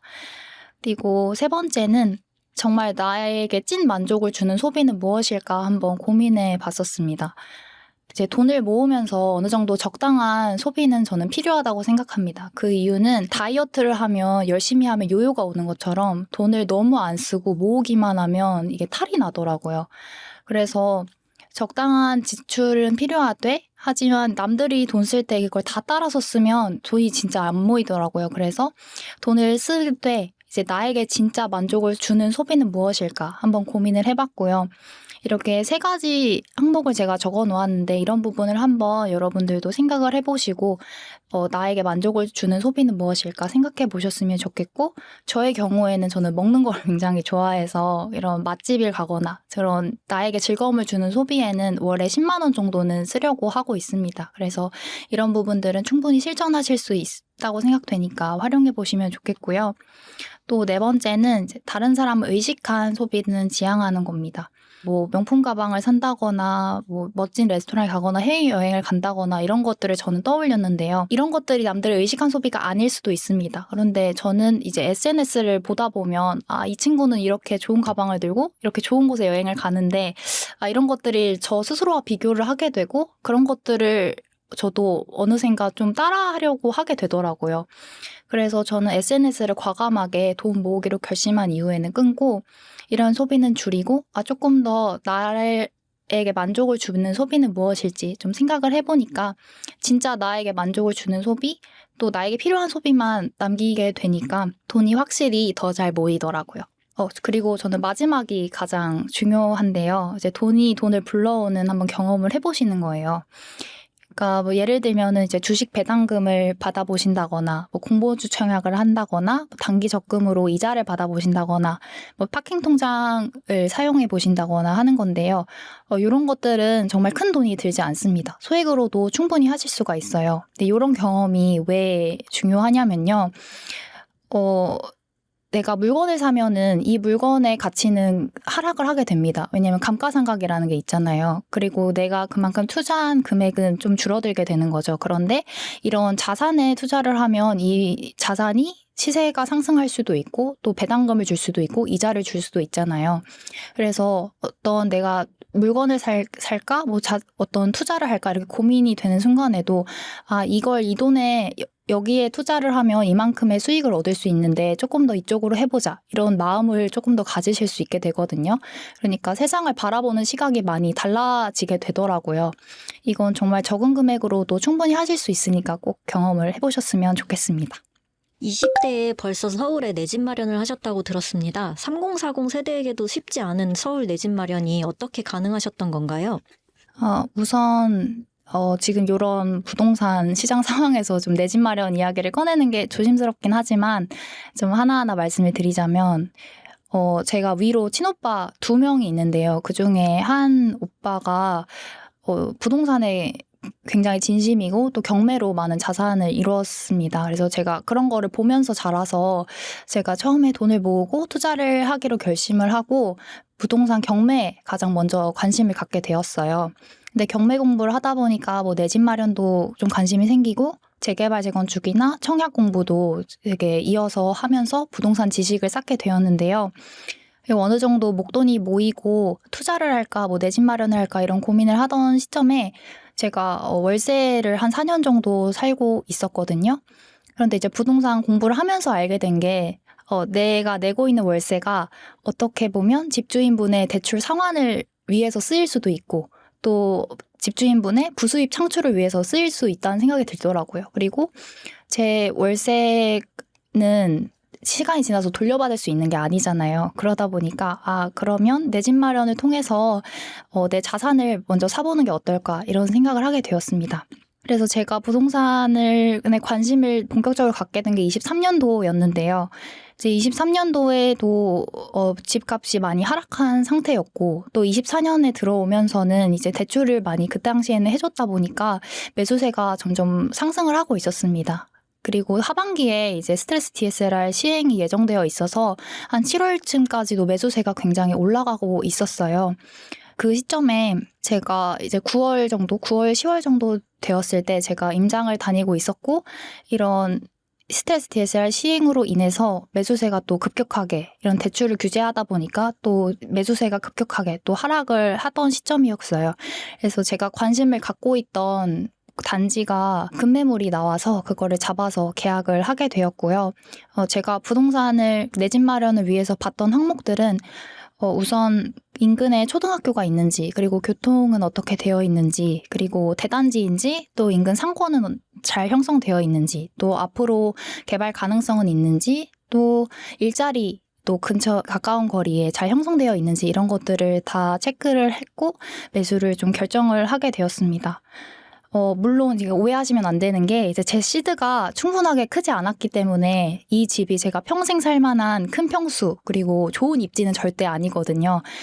제가 내 집 마련을 결심했던 건 여기서 내가 가능한 시드로 여기서 시작을 하지만 앞으로 갈아타기를 통해서 더 좋은 곳으로 가자 이렇게 생각했기 때문에 내 집 마련이 가능했었습니다. 최근 전 세계적으로 투자 시장의 변동폭이 무서운데요. 역사적으로 봤을 땐 위기를 기회로 삼아서 부자가 되는 분들도 많잖아요. 요즘같이 변동성이 큰 시기에는 어디에 기회가 있다고 보시나요?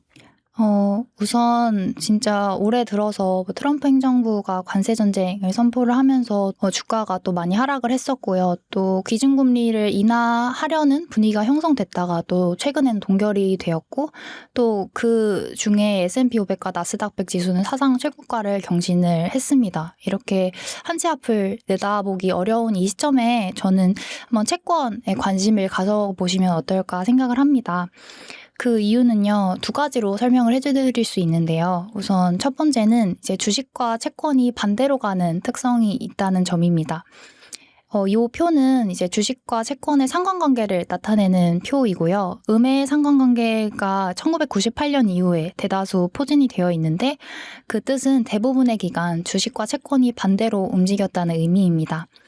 그러니까 주식이 오르면 채권은 떨어지고 채권이 오르면 주식이 떨어지는 이러한 상관관계를 가지고 있다는 의미예요. 그래서 이러한 특성 때문에 이제 금융 전문가분들은 주식과 더불어서 채권을 포트폴리오에 담아서 보다 안정적인 포트폴리오를 만들어라 이렇게 조언을 하고 있습니다. 이 표는 주식과 채권의 어떤 특성을 가지고 있는지를 나누어서 비교를 해놓은 표이고요. 여기서 보셔야 할 점은 이제 수익 방식에 있어서 주식은 이제 배당과 주가 상승을 따라간다면 채권은 이자 수령 그리고 만기 상환을 통해서 수익을 형성하는 그러니까 주식에 비해서는 훨씬 더 안정적인 자산에 속합니다.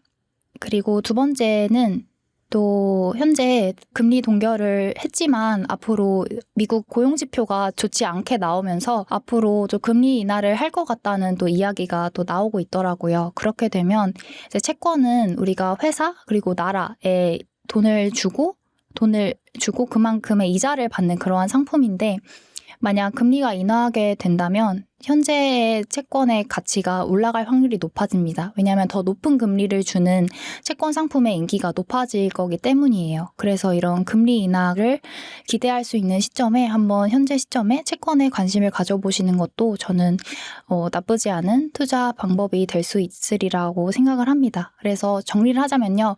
이렇게 불확실하고 주가는 상승을 하고 있는 이 시점에 보다 안정적인 채권을 포트폴리오에 포함하시는 것도 저는 좋으리라 생각하고 금리 인하가 될 수도 있는 이 시점에 물론 미래는 모르지만요. 그 시점에 채권에도 한번 관심을 가져보시는 게 저는 나쁘지 않은 선택이라 생각합니다.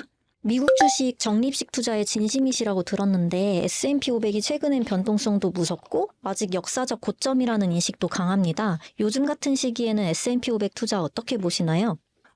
요즘 같은 시기에는 저는 사실 S&P 500은 어떤 시점에 투자를 하셔도 괜찮은 투자처라고 생각을 합니다. 그 이유는요, 이 표로 한번 설명을 드려보고 싶은데요.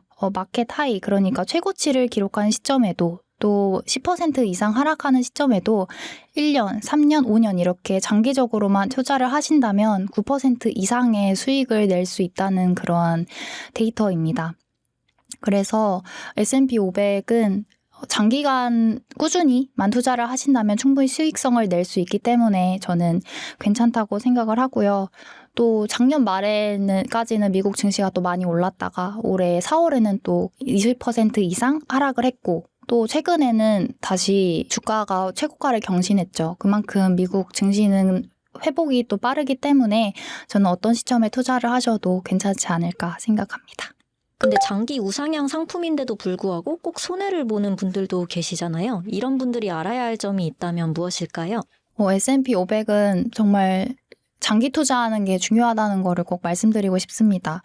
이 표는요, 투자 기간이 S&P 500이 투자 기간 1년일 경우에는 손실 확률이 25%이지만 5년이 되면 거의 절반 이상으로 떨어지거든요. 그래서 손실 확률이 이만큼 확 줄어든다는 거는 장기간 투자를 할수록 그만큼 수익률은 올라가고 손실 확률은 떨어진다는 의미입니다. 그래서 S&P 500에 투자하고자 하시는 분들은 조금 수익이 낮다고 팔지 마시고 또 너무 떨어졌다고 패닉셀링 하지 마시고 그냥 꾸준히 투자하자라는 마음으로 하셨으면 좋겠고요. 저희 경우에는 이제 연금저축계좌랑 IRP에 S&P 500을 매수를 하고 있습니다. 이제 이 계좌들은 제 나이 기준으로는 한 30년 뒤에 쓸 돈이기 때문에 오히려 좀 무지성으로 그냥 무던하게 좀 매수를 할 수 있더라고요. 그렇다면 요즘 국내 주식으로 다시 투자자들이 몰리고 있는데 이 국내 주식 시장은 어떻게 보시나요? 저는 결론부터 말씀드리면 제가 한 3, 4년 전에 아주 소액으로 가지고 있던 국내 개별주 외에는 저는 투자를 더 이어가고 있지는 않고 거의 미국 주식 위주로만 투자를 하고 있습니다. 이제 올해 배당소득세 개편안이 발표가 되면서 이제 또 코스피 5천을 향해 달려가자는 이제 정부의 그런 의지로 인해서 또 많은 국내 주식으로 좀 몰리고 있는 상황인 것 같아요. 하지만 최근에 또 조금 더 디테일한 정책이 나오면서 이러한 정책들이 다수의 주식 투자자들을 만족시키지는 못하고 있는 것 같습니다. 이와는 다르게 한편으로는 또 미국은 이런 배당과 관련해서 어느 정도 체계를 갖추고 있다는 점에서 저는 미국 주식으로 조금 더 앞으로도 투자를 이어갈 생각입니다. 20대 기준 연금저축 자산이 상위 7%라고 들었는데요. 연금저축 계좌에서 어떤 종목을 사모으고 계신지 저희 구독자분들께도 포트폴리오를 소개해 주시면 정말 좋을 것 같습니다. 우선 제가 상위 7%라고 제 유튜브에서 말씀을 드렸는데 사실 저는 이 숫자는 그렇게 중요하지 않다고 생각을 합니다. 그 이유는 제가 나이에 비해서 조금 일찍 노후 준비, 연금 투자를 시작했기 때문에 저는 이러한 수치를 나타냈다고 생각을 하고요. 최근에 다시 보니까 최근 S&P랑 나스닥 100 지수가 좀 많이 상승을 해서 그만큼의 힘을 받아서 좀 어느 정도 올라간 상위 6% 정도로 나오더라고요. 그래서 제 포트폴리오를 설명을 해드리면 우선 저는 연금저축 펀드에는 S&P 500과 나스닥 100을 비중을 많이 가지고 가고 있습니다. 그 다음으로는 이제 미국 배당 다우존스에 투자를 하고 있고요. 그 다음으로 리츠나 금현물 채권처럼 안전자산 비중을 좀 늘려가고 있습니다. 그런데 이제 미국 배당 다우존스는 제가 추가적으로 매수는 더 이상 하고 있지 않은데요. 그 이유는 사실 올해 초에 이제 해외 지수를 추종하는 ETF의 경우에는 이제 절세 계좌라고 하더라도 배당소득세 15.4%를 떼는 걸로 정책이 변화가 됐습니다. 근데 이 상품은 제가 월배당 상품이고 매달 배당금이 나오는데 거기에 일부 세금을 제하고 받게 되는 거니까 저는 이 부분에서 더 큰 메리트가 없다고 생각을 해서 더 이상 매수하고 있지 않고 오히려 이제 리츠나 금연물, 채권처럼 안전자산 비중을 더 늘려가려고 하고 있는 상황이고요. IRP에서는 제가 마찬가지로 나스닥 100과 S&P 500을 크게 가져가고 있고 또 IRP에는 안전자산 30% 비중 담아야 한다는 룰이 있어서 이제 S&P 500 채권 혼합과 이제 해외 주식형 펀드 일부 미성장주를 추종하는 해외 주식형 펀드를 일부 담아가고 있습니다. 그래서 수익률을 보니까 제가 한 3년으로 하면 한 40% 정도 수익률을 보이고 있더라고요. 많은 2030 세대분들이 세금도 아끼고 또 돈을 빠르게 모으기 위해서 ISA 계좌를 사용하시는데요. 이 절세 혜택을 최대한 누리려면 ISA에서 어떤 ETF를 사모으면 좋을까요? 우선 제가 ISA 계좌를 처음 보시는 분들도 계실 것 같아서 이런 자료를 가지고 왔고요. 최소 3년 이상 ISA 계좌는 만기 최소 3년 이상 납입을 하셔야 하고, ISA 계좌는 3년의 만기가 있고요. 또 ISA 계좌의 큰 장점이 비과세 혜택입니다. 이제 일반형의 경우에는 200만 원까지, 또 서민형은 400만 원까지 이제 수익에 대해서 비과세를 부여하고요. 또 그 이후의 수익은 9.9%의 분리과세를 줍니다. 그래서 제가 이 ISA 계좌의 큰 장점인 절세 그리고 배당소득세 15.4%의 경우에도 ISA에서는 과세 이연이 되기 때문에 저는 이 두 항목을 한번 주목해 보셨으면 좋겠습니다. 우선 첫 번째는 이제 국내 배당 ETF인데요. 말씀드린 것처럼 배당소득세 15.4%가 과세 이연되기 때문에 이런 것들 활용해서 배당 ETF에도 투자해 보시면 좋을 것 같고 대표적으로는 이제 플러스 고배당주나 솔금융지주 플러스 고배당 이런 상품들이 있는데요. 이런 종목에 바로 투자를 권장드린다 이런 의미는 절대 아니고요. 그 이유는 최근에 급격하게 많이 상승한 이력이 있기 때문에 그냥 이런 방식을 통해서 절세 혜택을 누리면서 투자를 할 수 있다. 이 정도만 기억을 해주시면 좋겠습니다. 그리고 두 번째는 커버드 콜 ETF인데요. 해외 주식의 경우에는 절세 계좌여도 배당소득세를 부과한다라고 말씀을 드렸는데 제 커버드 콜 ETF의 경우에는 그 배당금이 옵션 프리미엄 매도 수익 그러니까 온전한 배당금으로 분류가 되지 않기 때문에 커버드 콜 ETF의 배당금은 과세 이연이 됩니다. 그래서 ISA 계좌에서 커버드 콜을 활용을 하시면 절세 혜택을 누려보실 수 있고 또 2030 분들이라면 ISA에서 S&P 500이나 나스닥 100과 같은 대표지수 ETF를 투자하실 수 있기 때문에 이런 우상향하는 종목들도 한번 투자해 보셨으면 좋겠습니다. 그런데 포트폴리오는 너무 어렵고 그냥 매달 50만 원씩만 꾸준히 저축하고 싶은 분들에게 마음 편히 모아갈 수 있는 상품을 추천해 주신다면요? 저는 S&P 500 채권 혼합 상품을 한번 추천드려보고 싶습니다. 이 상품은 이제 S&P 500 지수 70%, 미국 단기 채권 30% 이렇게 약 7대3으로 분산을 투자하는 자산 배분형 ETF인데요. 매달 50만 원씩 꾸준히 큰 생각 없이 투자하고 싶은 분들에게 이 상품을 추천드리는 이유는 S&P 500 그리고 채권, 그러니까 앞서 말씀드린 것처럼 좀 더 안정적인 포트폴리오를 꾸리기 위해서는 채권을 일부 추가하시면 좋다라고 말씀을 드렸잖아요. 이 상품은 주식, 채권 따로 살 필요가 없이 그냥 이 상품 하나만 매수하시면 자동으로 분산 투자가 가능합니다. 그래서 초보자분들이라면 이 상품 활용하시면 좋을 것 같고요. 대표적으로 이제 에이스 S&P 500 채권 혼합 상품이 있는데 이 상품이 3년간 수익률이 약 30% 정도 되는 걸로 보이고 있어서 소개해드리고 싶습니다. 노후에는 매월 들어오는 현금 흐름이 중요하기 때문에 월배당 ETF를 사모으시는 분들이 많습니다. 지금 주목하면 좋을 월배당 ETF 종목이 있을까요? 최근에 이제 저희 어머니가 이제 월배당 ETF 어떤 거를 하면 좋을까 이렇게 물어보셔서 제가 추천해드린 종목 3가지가 있습니다. 어디까지나 참고만 해주시고요. 우선 첫 번째는 코덱스 미국 배당 커버드 콜 액티브 상품입니다. 이 상품은 S&P 500 비중을 크게 가져가면서 미국 우량한 배당 성장주에 일부 투자를 하는 상품이고요. 커버드 콜 전략을 사용해서 배당 수익률이 굉장히 높은 편입니다. 근데 뒤에 액티브가 붙어 있는데 이건 어떤 의미냐면요. 이제 펀드가 액티브, 패시브형 이렇게 2가지로 분류가 됩니다. 패시브는 그냥 지수를 수동적으로 따라가는 그런 펀드 유형이고요. 액티브는 이제 펀드 매니저님들이 직접 개입을 해서 유동적으로 정기적으로 리밸런싱을 하고 또 종목을 변경을 합니다. 그렇기 때문에 이제 커버드 콜의 단점이라고 한다면 그런 주가 상승을 따라가지 못한다 이런 이야기들이 있었는데 커버드 콜 액티브 상품이기 때문에 그런 시세 상승도 어느 정도 따라간다는 점이 저는 굉장히 좋다고 봤고요. 그리고 두 번째는 이제 코덱스 한국부동산 리츠 인프라입니다. 이 리츠는 처음 들어보신 분들도 계실 텐데 이제 부동산 투자를 소액으로 하실 수 있는 상품이라고 보시면 되고요. 여기서 말하는 부동산은 흔히 우리가 알고 있는 그런 아파트만이 아니라 건물이나 물류센터나 이런 부동산에 투자를 하는 상품입니다. 이제 노후에 월 300만 원 현금을 만드시려면 보다 안정적으로 현금 흐름을 잘 만들어주는 게 중요하잖아요. 이 리츠 상품은 주식과는 다르게 실물 자산에 투자하는 거기 때문에 어느 정도 안전성이 보장이 되면서 또 리츠는 배당 수익률도 굉장히 높은 편이기 때문에 가지고 왔고요. 그리고 리츠는 여러 부동산에 분산 투자하는 것이기 때문에 리스크 분산도 가능합니다. 그리고 마지막으로는 타이거 미국 30년 국제 타겟 커버드 콜 상품인데요.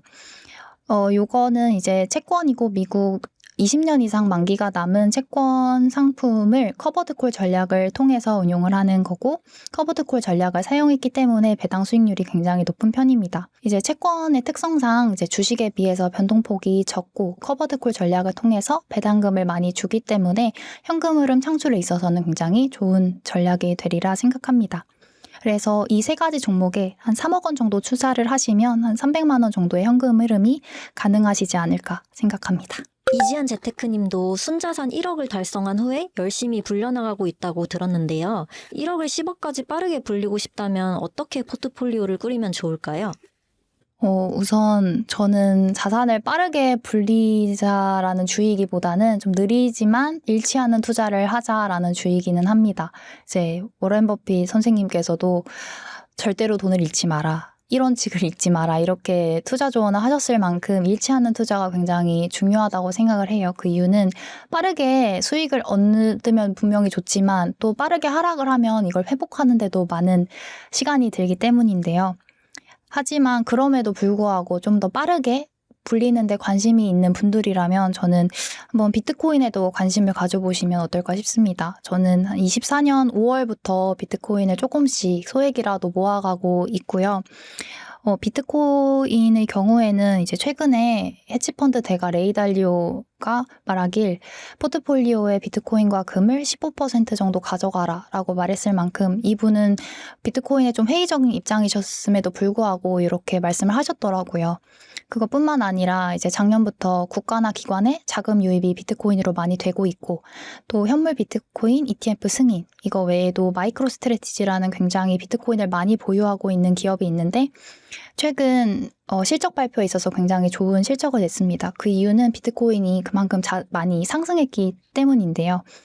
이러한 좋은 소식들이 계속해서 들려오면 수요가 앞으로 많아지게 될 텐데 비트코인은 한정적인 공급을 가진 자산입니다. 그래서 한정된 공급, 하지만 수요가 많아진다면 기존의 비트코인의 가치는 많이 상승하지 않을까라는 생각을 가지고 있어서 조금 더 빠르게 자산을 불리기 위해서는 현 시점에서는 비트코인도 한번 포트폴리오에 담아가시면 어떨까 싶습니다. 네, 20대의 재테크에 진심이 되셨는데 요즘 2030 세대들의 소비 습관 중에서 특이한 점이나 안타까운 점이 있을까요? 특이한 점이라고 한다면 이제 저는 과거의 저를 떠올려 봤을 때 어떤 소비를 통해서 공허함을 채우는 행위? 이런 것들이 좀 특이한 점이지 않을까 싶습니다.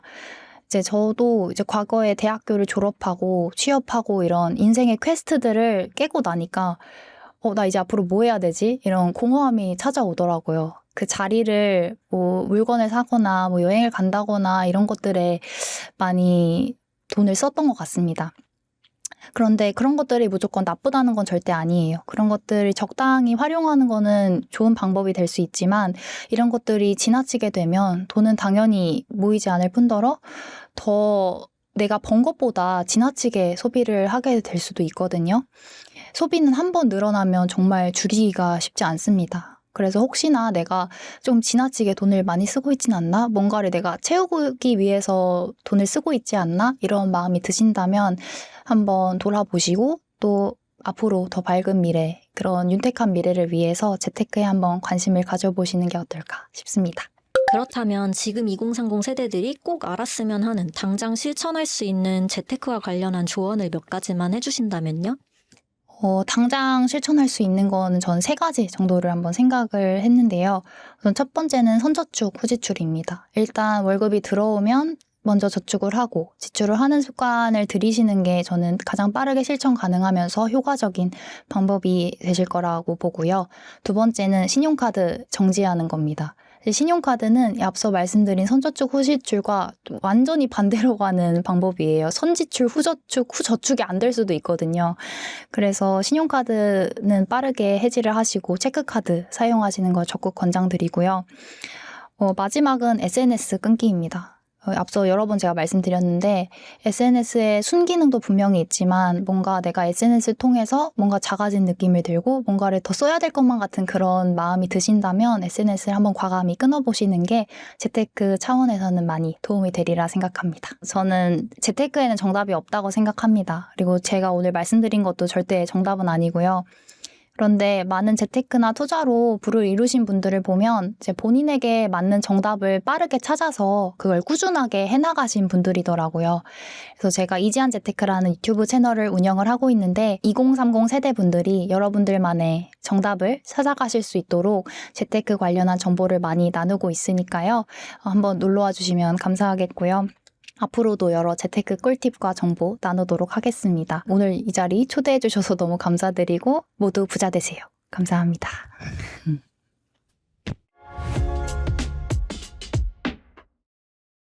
네, 안녕하세요. 저는 재테크 크리에이터로 활동하고 있는 재테크는 스크루지라고 합니다.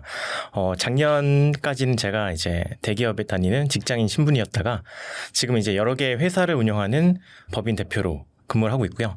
하나는 이제 피부과에서 사용되는 AI 소프트웨어를 만드는 회사고요. 나머지는 뭐 재테크 커뮤니티, 인플루언서 커뮤니티 이런 커뮤니티 프랜차이즈 사업을 하고 있는 법인이고요. 나머지는 퀀트 투자라고 퀀트 투자 플랫폼을 제공하고 있는 퀀터스에서 마케팅 업무를 하고 있습니다. 저는 한마디로 요약하면은 16년 동안 이 3가지를 집중해서라고 생각하는데요. 이 3가지는 바로 돈 관리, 돈 불리기, 돈 더 벌기입니다. 즉 절약, 투자, 엔잡 이 3가지를 모두 해왔기에 가능했던 것 같아요. 사실 이 3가지가 너무 뻔하다고 생각하시는 분들이 많은데요. 저는 그렇게 생각해요. 뻔한 것을 꾸준히 하는 사람이 복리로 성장한다. 왜냐하면 노력도 복리라고 생각하거든요. 그래서 저는 이제 차근차근 하나씩 쌓아 올라왔던 것 같아요.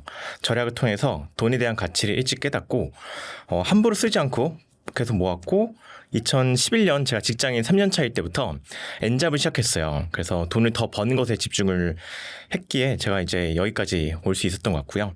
그때는 사실 엔잡이라는 것도 없었거든요.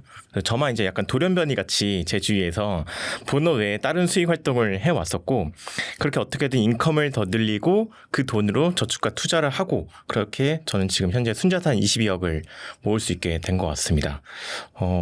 사실 재테크를 해나가는 과정이 쉽진 않잖아요. 그리고 내가 투자를 잘한다고 생각하는 것이 가장 위험하다고 생각하는데 제가 전문가라는 타이틀을 받는 것도 저는 지금 되게 부담스럽고 저도 아직 부족해서 대다수의 분들과 같이 뭐 공부하고 유튜브 강의 듣고 뭐 이런 식으로 해서 공부를 꾸준히 해오고 있습니다. 현재 제가 뭐 배당주 위주의 투자를 하고 있진 않고요. 그래도 이제 어느 정도 배당주, 커버드 콜, ETF 이런 데 투자를 해놔서 월 100만 원 이상의 배당금은 계속 받고 있고요. 현재 주식으로 굴리는 그 금액은 오늘 현재 기준으로 6억 1,300만 원 정도 되고 있습니다. 네, 채널에서 직접 월 300만 원 직장인을 위한 현실적인 1억 모으기 방법을 알려주셨는데 저희 구독자분들께도 소개해 주신다면요? 네, 이 월급 300만 원이라는 돈이 많지도 않지만 사회 초년생 분들한테는 적지도 않은 금액이라고 저는 생각을 하거든요. 그래서 만약 수입이 한정되어 있는 상황에서는 1억을 빨리 모으기 위해서 결국 지출을 줄이는 것이 가장 중요하다고 봐요. 물론 주식이나 코인 투자를 통해서 자산을 불린 것도 중요하지만 뭐 투자라는 것이 내가 아무것도 모르는 상태에서 갑자기 뭐 돈을 벌 수 있는 재테크 수단은 아니거든요. 그래서 오랜 시간 공부를 통해서 내공을 쌓아야 좋은 결과를 얻을 수 있는 거다 보니까 사회 초년생 때는 당장 10만 원을 더 버는 것보다 10만 원을 안 쓰는 게 더 쉽다고 저는 생각을 합니다. 즉 지출을 줄여야 되는데요. 지출에는 2가지가 있잖아요. 고정 지출과 변동 지출. 그래서 이 지금 직장인 분들이 특히 2030 분들은 자취를 많이 하더라고요. 그래서 자취를 하는 직장인 기준을 좀 설명을 드리면 보통 월세와 공과금을 합해서 보통 85만 원 정도 나가는 것 같아요. 그리고 통신비는 알뜰폰을 쓰면 5만 원 정도 나가고 나머지 이제 필수 보험 같은 거 한 10만 원 정도면 충분히 커버되는 것 같습니다. 그래서 이제 생활비는 교통비와 식비 뭐 취미생활까지 다 합해서 60만 원 정도면 적절하다고 좀 보고 있는데 사실 이 돈을 어떻게 생활하냐라고 질문을 주신 분들이 많이 있어요. 근데 사실 우리는 지금 삶의 질을 높이는 게 목적이 아니라 1억을 빠르게 모으는 거잖아요. 그러다 보니까 어떻게든 절약하면서 버티는 구간이 좀 필요하다고 보고 있거든요. 저도 1억이라는 시드를 모을 때 정말 돈 함부로 안 쓰고 지금도 함부로 안 쓰지만 딱 필요한 것에만 최소한의 지출을 하면서 살았고 그렇게 빠르게 모았고 그 외에 경조사에 대비하기 위해서 뭐 매달 20만 원을 뭐 파킹 통장에 파킹 ETF에 넣으면서 쌓아두시면 월 현금 흐름을 깨트리지 않고 유지할 수 있게 되는 것 같아요. 그래서 이제 월급 300만 원에서 고정지출 100만 원, 변동지출 80만 원 빼면 120만 원 남잖아요. 이 120만 원을 뭐 청년형 적금이나 청년 우대형 적금이나 ISA, IRP, 연금저축 같은 금액의 절세 계좌에 이제 금액을 투자하시면은 좀 빠르게 모을 수 있지 않나 싶습니다. 방금 통장 중요하다고 말씀하셨는데 혹시 지금 추천해 주실 만한 고금리 통장이 따로 있을까요? 사실 고금리라기보다는 좀 안정적으로 이제 손실 보지 않고 모을 수 있는 저는 추천 상품은 파킹 ETF라고 말씀드리고 싶은데요. 파킹형 통장은 많이 들어보셨잖아요. 그래서 파킹 통장하고 좀 비슷한 개념인데 주식처럼 증권 계좌에서 매매를 할 수 있는 상품이라고 보시면 됩니다. 특히 뭐 금리형 ETF에 투자하시면은 원금이 보장되기 때문에 투자가 어려운 분들한테 이제 딱 맞다고 저는 보고 있고요. 예를 들어서 코덱스 CD 금리 액티브 같은 금리형 ETF에 투자하시면 1년에 약 3.2% 정도 수익을 얻을 수 있거든요. 또 금리형이 뭐 91물, 뭐 1년형 이렇게 나눠져 있는데 1년물 같은 경우는 뭐 3.4% 정도, 0.2% 좀 더 높게 수익률이 나오고 있어요. 네, 그래서 이런 식으로 파킹형 ETF 저는 추천드리고 있습니다. 최근 전 세계적으로 투자 시장의 변동폭도 무섭고 하반기에는 금리 인하가 예상되기도 하는데요. 요즘 같은 시기에는 어디에 기회가 있다고 보시나요? 저 개인적인 뷰를 이제 말씀드리면은 금리 인하 시기에는 채권 ETF가 가장 좋지 않을까 싶어요. 사실 지금 금리를 올리는 것은 거의 사실상 불가능한 것 같고 금리가 인하되는 시기에는 가장 투자하기 좋은 상품이 채권 ETF인 것 같아서 저는 채권 ETF를 좀 저도 비중을 좀 늘리고 있고요. 그리고 금리 인하 시기에는 결국 현금의 가치가 떨어지는 거잖아요. 그래서 뭐 채권 말고도 뭐 부동산 리츠나 고배당주 뭔가 이런 것도 투자하기 좋은 시점이라고 생각을 하고 있습니다. 그래서 요즘 주식시장 좀 너무 어렵잖아요. 뭐 경기가 안 좋아지는 것 같은데 주식시장 계속 올라가고 있고 뭐 트럼프 말 한마디에 계속 이게 장세가 바뀌는 것 같아요. 저는 뭐 시장 전문가는 아니라서 뭐 인사이트는 말씀드릴 수 없지만 저는 약간 매크로 기반 경제지표 기반 이런 식으로 좀 투자를 하고 있어서 근데 요즘에 좀 잘 안 먹히는 것 같습니다. 그래서 저는 약간 채권 비중 좀 늘리고 있습니다. 주식을 잘 모르시는 분들도 S&P 500 투자는 많이 하시잖아요. 근데 최근엔 변동성도 좀 있고 아직 역사적 고점이라는 인식도 강한데 요즘 같은 시기에 S&P 500 투자는 어떻게 보시나요? 네, 저는 장기적으로 오를 것이라는 뷰는 아직까지는 변함이 없고요. 하지만 단기적으로는 횡보하거나 조정을 거칠 것 같은 생각이 들어요. 물론 이것도 저의 개인적인 판단인데 저는 이제 포트폴리오에서 그냥 반드시 가지고는 있어야 되는 종목이다라고 생각을 하고요. 뭐 미래에 오를지 내릴지 아무도 모르겠지만 미국의 패권이 깨지지 않는 이상은 필수 종목이라고 저는 보고 있어요. 그래서 요즘에 또 ETF들이 정말 다양한 형태로 나오고 있거든요. 주가의 수익은 제한되지만 옵션 프리미엄을 수취할 수 있는 뭐 커버드콜 ETF도 있고 뭐 하락을 어느 정도 방어해주는 버퍼형 ETF가 있는데 4월에 코덱스에서 버퍼형 ETF를 아시아 최초로 출시를 했거든요. 그래서 저는 여기에도 좀 일부 투자를 해오고 있습니다. 요즘 국내 주식으로 좀 다시 투자자들이 몰리고 있기도 한데 국내 주식 시장은 혹시 어떻게 보시나요? 코스피가 2021년 이후로 오랜만에 3천을 돌파했잖아요. 전 세계 수익률 1등을 기록할 만큼 이제 높은 수익률로 다시 투자자가 모이고 있는데 근데 요즘에는 잘 모르겠어요. 이게 코스피 5천 간다고 정부가 자신해놓고 뭐 대주주 양도세 기준을 다시 10억을 줄인다는 게 앞뒤가 잘 안 맞는 것 같거든요. 그래서 저는 코스피가 지금도 이제 한 달 넘게 횡보를 하고 있잖아요. 그래서 그런 거 보면 아마 다른 투자자도 그렇게 생각하고 있는 것 같은데 저 같은 경우에는 이런 구간에 그냥 옵션 프리미엄이라도 수치를 하자라는 생각으로 코스피 200을 추정하는 코덱스 200 타겟 위클리 커버드 콜 투자 비중 좀 늘려놨거든요. 그래서 주가가 좀 횡보하지만 저는 프리미엄 수치를 뭐에다 1% 이상 분배금을 받고 있는 거죠. 항상 적금 대신 ETF를 사라고 말씀하실 정도로 ETF 투자에도 진심이신데요. 예적금보다 수익률이 좋은 ETF를 몇 가지만 소개해 주실 수 있을까요? 네, 사실 단기적으로 보면은 예적금보다 ETF 수익률이 오히려 안 좋을 수도 있어요. 시장 구간을 잘못 만나면. 근데 장기적인 관점에서 보면 적금보다 저는 ETF가 낫다라는 판단이고요. 첫 번째는 미국 S&P 500을 추종하는 시장지수형 ETF고요. 뭐 배당도 이제 주고 장기적으로 수익률이 꽤 괜찮습니다. 연평균 8에서 12% 정도를 기록하니까요. 두 번째는 아까도 말씀드렸던 코스피 200을 추종하는 커버드 콜 ETF고요. 우리나라는 사실 보통 상승장보다 횡보하거나 하락하는 장이 더 길잖아요. 그래서 수익률을 예측하기 어려운 시장에서는 커버드콜 형태, 우리나라 같은 경우에는 박스권이라서 커버드콜 형태가 맞다고 보고 있습니다.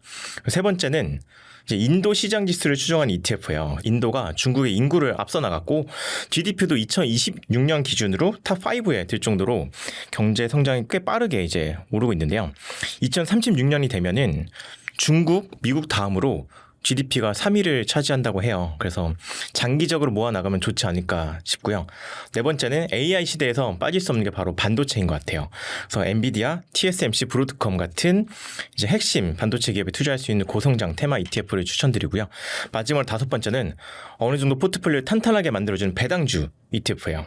그래서 이제 슈드 ETF 한국판 버전도 이제 인기가 많은데 저는 커버드콜 형태로 미국 배당 종목에 투자하는 코덱스 미국 배당 커버드콜 액티브 ETF를 선호하고 있습니다. 채널에서 1,000만 원을 굴리는 상위 10% 포트폴리오에 대해서도 소개해 주셨는데 저희 구독자분들께도 소개해 주시면 좋을 것 같습니다. 네, 이제 1,000만 원을 모으면은 다들 이걸로 투자로 굴리고 싶어 하시는 분들이 많거든요. 그래서 저한테도 많이 인스타 DM으로 질문을 주시는데 저는 이제 주식에 몰빵하는 투자자가 아니라 여러 자산에 이제 배분해서 포트폴리오 구축하고 자산 배분을 위주로 하는 투자자거든요. 그래서 5가지 자산으로 좀 나누었고 공격형, 중립형, 안정형 이렇게 성향에 따라서 말씀드리도록 하겠습니다. 공격형 같은 경우에는 파킹 ETF를 제외한 주식형, 배당주, 채권형, 금을 합친 비중이 60%로 받고 중립형은 5대5, 안정형은 4대6 이렇게 나눠놨습니다. 먼저 공격형 6대4 전략을 설명드리면 주식형 ETF 200만 원, 배당주 ETF 200만 원, 채권형 ETF에 100만 원, 그리고 금 ETF에 100만 원, 파킹 ETF에 400만 원 넣어놓는 전략이고요. 중립형은 주식형 150, 배당주 150, 채권형 100, 금 100, 비상금 파킹 ETF에 500만 원.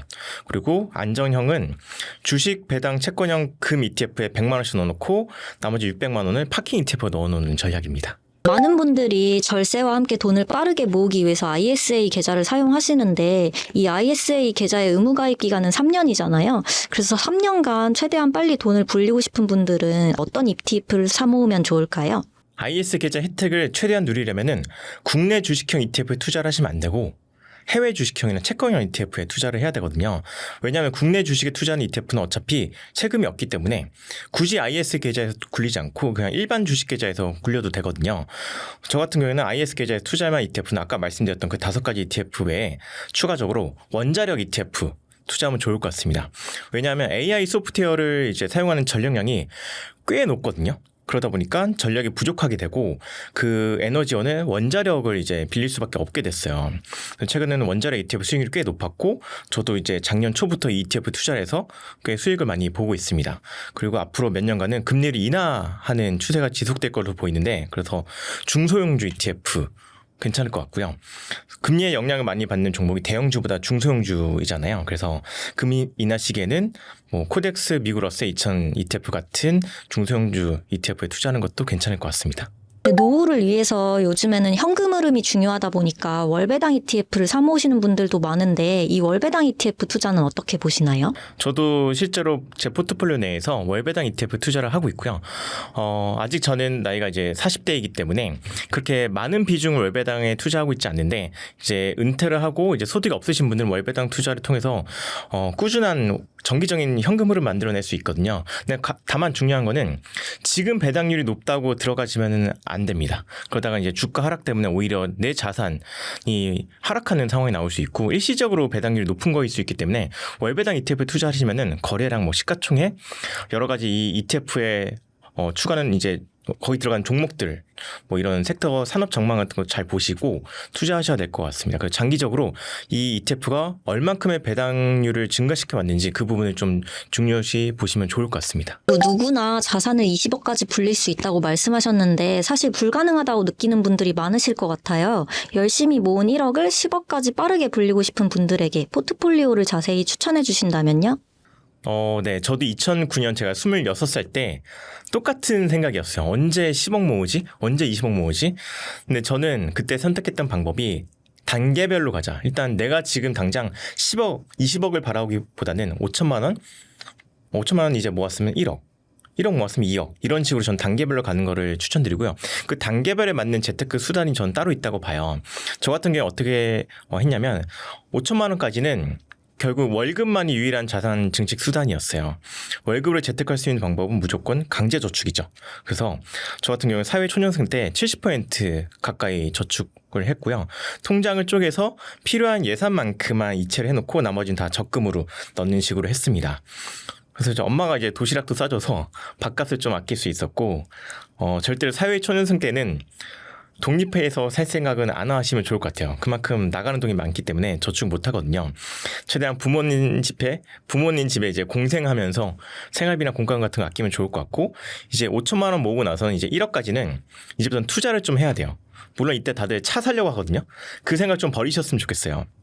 차는 사실 돈 먹는 기계이기 때문에 고정비로 꽤 많은 비용들이 나가게 되거든요. 그래서 저는 이때부터 투자를 들어가서 예적금보다는 이제 좀 소액으로 투자할 수 있는 ETF 투자를 좀 추천드리고, 그리고 이제 이때 한번 이직을 하면 좋을 것 같아요. 직장인분들은 이때 이직해서 연봉 30% 점프하면 그것도 이제 나한테 투자할 수 있는 자금이 더 늘어나는 거거든요. 그래서 1억까지 이렇게 하시고 1억부터는 이제 부동산 갭 투자, 약간 서울은 좀 힘들겠지만 뭐 경기도부터 해서 갭 투자를 시작하시면 좋을 것 같아요. 저도 갭 투자로 했었는데 좀 감을 익히는 게 좀 중요하거든요. 바로 서울 진입해서 뭔가 대출을 무리하게 받고 하는 것보다는 일단 조그만 소형 아파트부터 이제 투자를 경험을 좀 늘리는 것을 추천드립니다.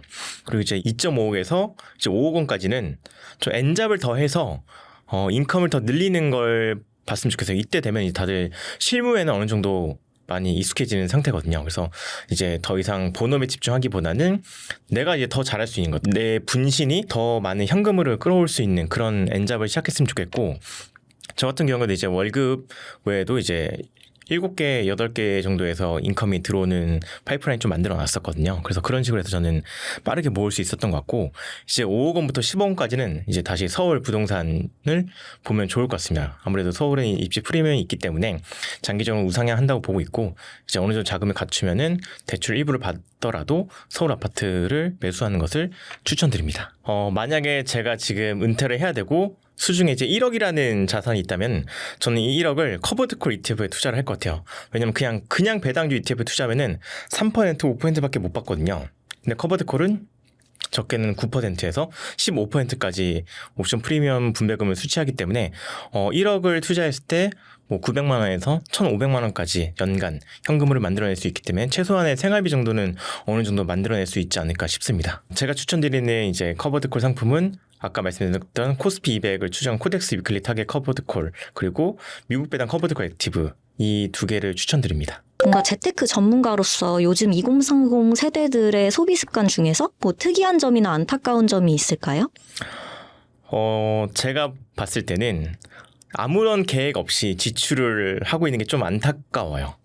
앞으로 나의 노후보다는 지금 현재만 바라보고 생활을 하시는 분들이 많은데, 일단 쓰고 남는 돈을 저축하자라는 성향이 좀 있는 것 같아요.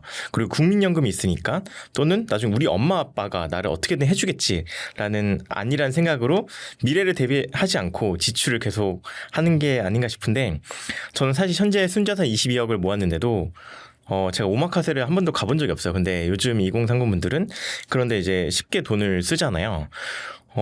제 기준에 아직 불필요한 지출이라고 저는 생각을 하는데, 이런 곳에 아무렇게 돈을 쓰고 있는 게 조금은 안타깝습니다. 일단 본인의 노후 자금이 얼마나 필요한지 계산을 해봤으면 좋겠어요. 구체적인 계획과 목표 자산이 없기 때문에 시작조차 못하는 경우가 많다고 보거든요. 그 노후 자금이 평균적으로 12억 정도가 드는데, 매달 100만 원씩 투자를 하고 연평균 수익률이 5%라고 가정해보면 82년이 걸립니다. 12억을 모으기 위해서. 근데 부동산도 사야 되잖아요. 부동산을 취득하는 금액을 또 별도로 준비를 해야 되고요. 이처럼 노후자금 만드는 게 절대 쉽지 않고 시간이 알아서 해결해 주는 게 아니거든요. 내가 관심을 가져야 되고 실천을 해야 합니다. 그리고 두 번째는 재테크 책 많이 읽어보세요. 책 읽는다고 다 성공하는 것은 아니지만 성공한 사람들은 다 독서를 많이 했거든요. 재테크 책을 통해서 돈에 대한 마인드를 제대로 확립하고 돈이 내 삶에서 어떠한 중요한 역할을 해주는지에 대해서 깨달으면은 자연스럽게 재테크에 관심을 가지게 된다고 저는 보고 있습니다. 저는 아직도 체크카드만 쓰고 있고요. 뭐 큰 돈이 나가는 수수비나 이런 게 아닌 이상 전 체크카드만 이용하고 있는데 신용카드도 어떻게 보면 전 빚이라고 생각해요. 그래서 함부로 쓰면 안 된다고 보고 있고 물론 신용카드를 한도 내에서 정말 잘 쓰면은 체크카드보다 좋고 포인트도 많이 쌓이고 신용점수도 높아지지만 그렇게 사용할 수 있는 사람은 거의 없다고 저는 보고 있어요. 그래서 아마 제가 지금 사용하고 있는 이 체크카드를 직장인들이 많이 쓰고 있을 것 같은데 저는 KB카드의 놀이2 체크카드 쓰고 있습니다. 저는 주로 편의점을 많이 가고 거기서 5% 할인 정도 되고 통신사랑 영화 할인도 되거든요. 그리고 배달의 민족 많이 쓰시잖아요. 그것도 할인되고 이용 금액의 몇 %도 페이백으로 뭐 바로 현금으로 들어오기 때문에 저는 몇 년 동안 쓰고 있는데 은근히 쏠쏠하더라고요. 네, 오늘 뷰티풀 채널에 나올 수 있는 기회를 주셔서 저는 너무 감사드리고 영광이고요. 제가 이 채널에 나오는 다른 전문가분들처럼 투자를 정말 잘한다고 내세울 정도로 그 정도는 아닌데 전문가가 아니어도 꾸준히 16년 동안 재테크를 포기하지 않고 공부하면 자산을 이룰 수 있게 되는 것을 제가 직접 보여드리고 싶었고 이 점이 오히려 구독자분들한테 나도 할 수 있겠는데 라는 생각을 가질 수 있게 동기부여가 되지 않을까 싶습니다. 재테크를 해나가는 과정이 그렇게 순탄하지만은 않을 거예요. 저도 투자로 돈을 잃어봤고 피곤한데 퇴근 후 엔잡도 해야 되고 주말에도 이제 쉬지 않고 투자 공부를 해나갔어야 했거든요. 지금도 여러 개의 회사를 운영하면서 일주일 동안 거의 주 7일 하루에 12시간, 14시간씩 근무를 하고 있는데 이런 과정이 결국에는 나의 노후를 더 탄탄하게 만들어 나갈 수 있는 과정이라고 보고 있고 여러분들도 너무 딱 지금만 바라보기보다는 앞으로 30년 뒤에 내가 무엇을 하고 있을지에 대해서 한번 고민해보고 생각하시면서 꾸준히 재테크를 해나가셨으면 좋겠습니다. 감사합니다.